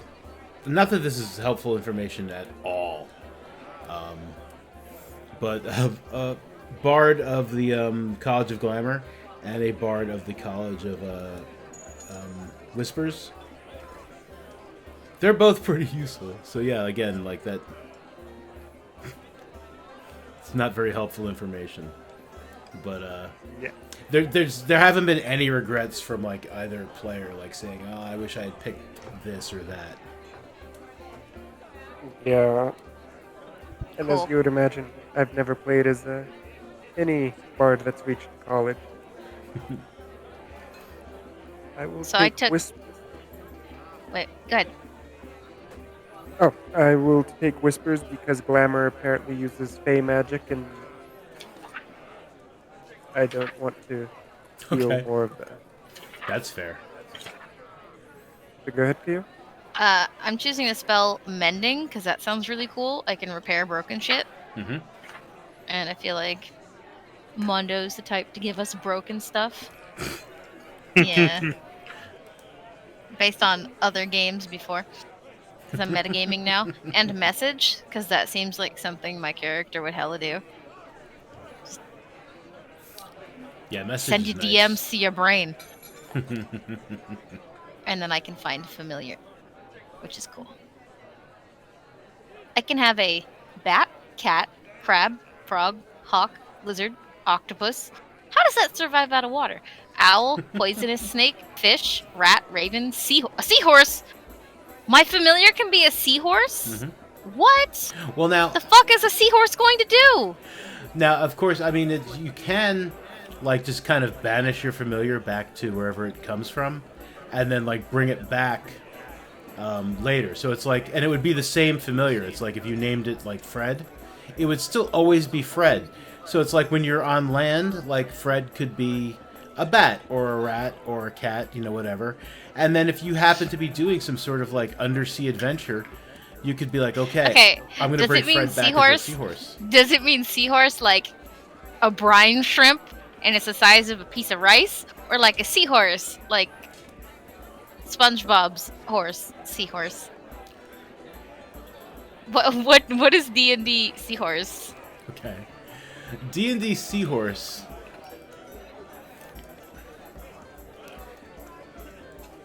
It's like an actual horse No. with like fish legs. No, it's more like the SpongeBob. It's not a brine shrimp. Yeah, it's not a brine shrimp.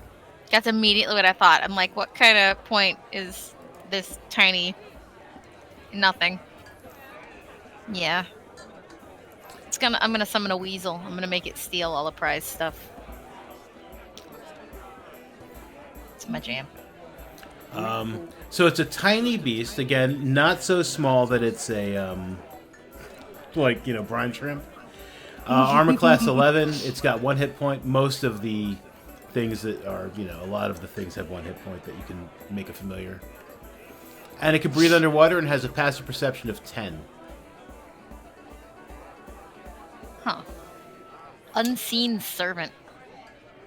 There's so many. I don't want any like offensive spells. I just want weird utility shit.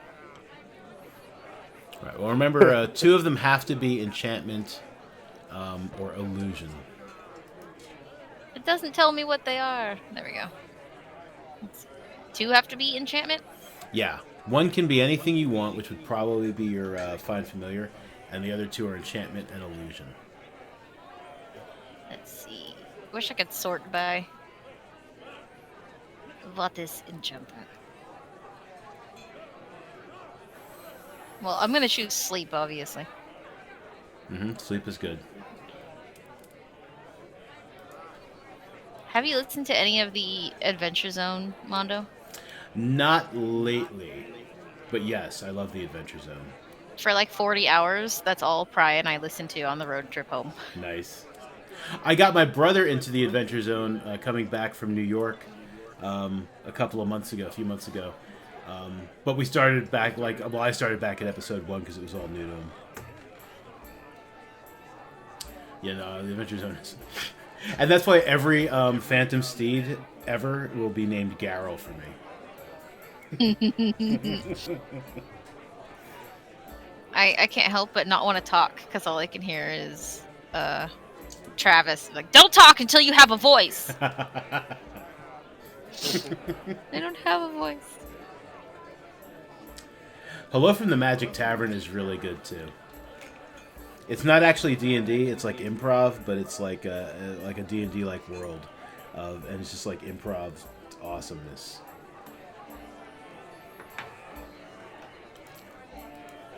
Tasha's hideous laughter is enchantment. Make you laugh at my jokes even if you don't want to. It dawns on me clicking on the spells that I have no frickin' idea what enchantment is. I'm not a wizard. Sleep, charm person, and find familiar.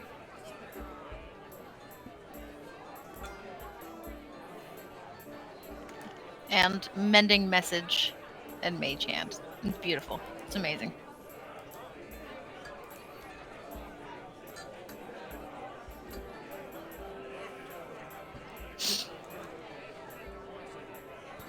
Yay, and I have 18 hit points. Woo.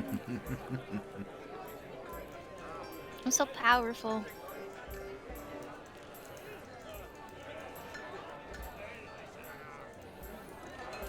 Now we just need Fantasy Costco. Yep.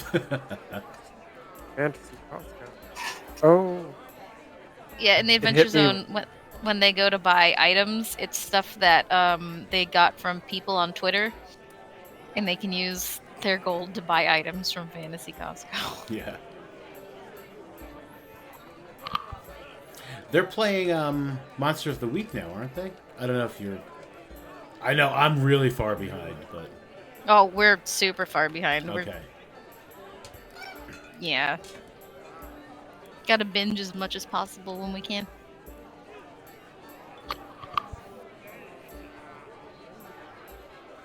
Yeah, actually, that's what someone was like, what are you going to do if, like, you no longer become essential and you stay at home? And I was like, dude, I have, like, so many fucking podcasts to catch up on.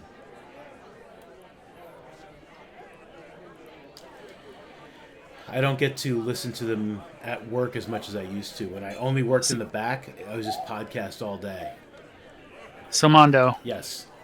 At this level, I only get one level 2 spell? Plus the ones that are already assigned to me.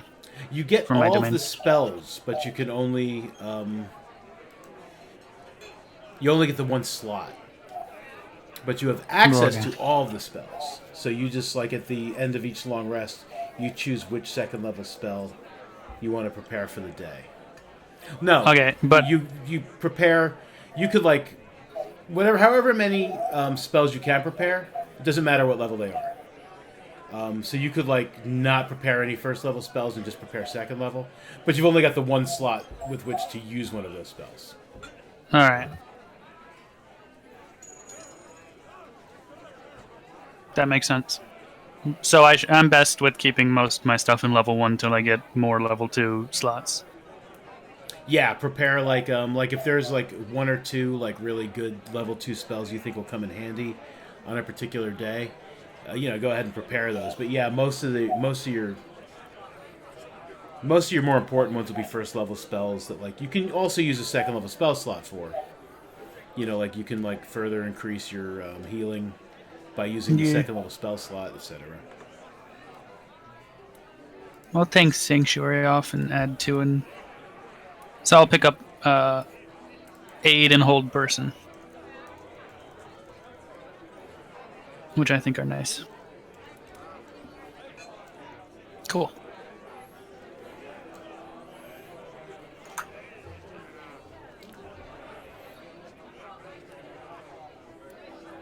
And for some reason, my hit points are at 24. Okay, yeah, you can just, like, bump that up by 1. Yeah, I'm not sure why. So, sometimes, like, the Roll20 sheets are weird.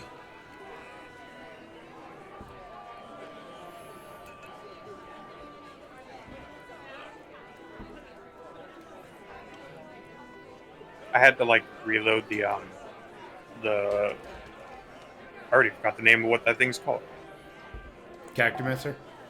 Yeah, character mints like 3 times because it kept I kept picking samurai, so that's what I picked.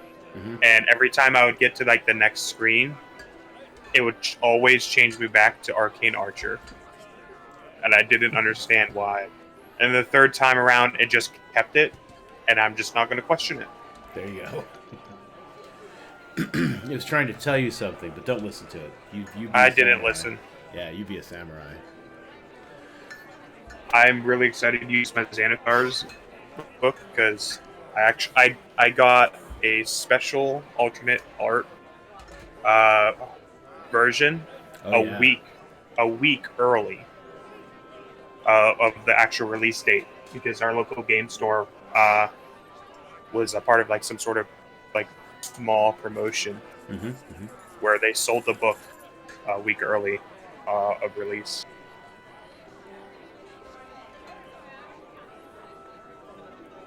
I just love that. Love this book. Xanathar's is awesome. Yeah. I put a picture of it in the Discord. But yeah, as far as my compendium goes for you guys to like choose stuff from, yeah, I've got the Volo's guide as far as like creature races, Xanathar's and Mordenkainen's. Not that there's a lot of like class choices I think in Mordenkainen's, but there are some race choices and things like that. One thing I'm kind of upset about, but I also understand, is they don't have the Sword Coast Adventure Guide for Roll20. Huh. But, I mean, aside from the couple of... There's just a few options there. I mean, I really would not want to spend, like, however much they would want to charge me for something I could just copy and paste in later. Yeah. Yeah, there's not enough in that book to make it worth buying on Roll20, and I think that's why they didn't bother, like, converting it and licensing that one, because they were just like... No one's going to pay us $50 for this. So,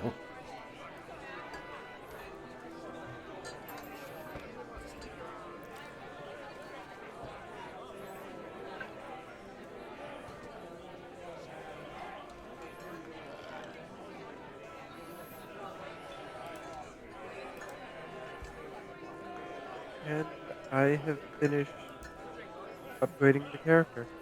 okay, so we now have a arcane trickster, a life domain cleric, a College of Whispers bard, and a samurai. Challenge accepted.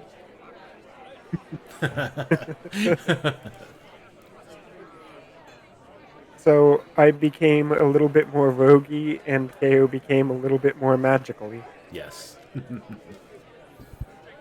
A fair trade. Dope. All right. So I think that's about it for tonight. We will be back next Sunday at 8. Yes, everybody? We're all good at the moment? Yeah, Awesome. should be. This Tuesday, new campaign called Asylum. That will be at 9 o'clock Eastern. So check that out. That should be very, very interesting. That will be featuring Bacon. Bacon's going to be in that. Phil, who played for a short time in the Tomb of Annihilation game, and was a DM for me for a short time where I first played my monk. And a new player, Lexi, will be joining us, and that's going to be that's going to be fun. I'm going to torture some people, like in a good way, though. It's going to be a good. It's going to be, there's going to be like mystery type things, so it should be fun. Check it out, 9 o'clock Eastern, Tuesday. Yeah, that's Legends of the Borderlands on Thursday. The schedule is down below. I think I need to change some of those dates. But yeah, thank you guys so much for playing tonight. It is always good, and I'm so glad that we are back. I have missed you. Thank you, Mondo. When the plague wipes most of us out, I will come find you guys, and we will all play D&D together in person. Because We won't have internet anymore. But that won't happen. Everything's fine. Everything's fine. We're all good here. Yeah, if you want to, please follow everybody on. Am I doing it right? Yeah, there we go. And follow us on the Twitch and the Twitter. You are all awesome. And owltweet. I can't spell. Yeah, I can't spell. Mondo, come on, spell. Here we go. Yeah, thank you guys. Thanks everybody for watching. Thanks for hanging out, and we will see you next week with more Orphans and Owlbears. Have a good night. Woo. Later, everybody. You guys Have a good night, everyone.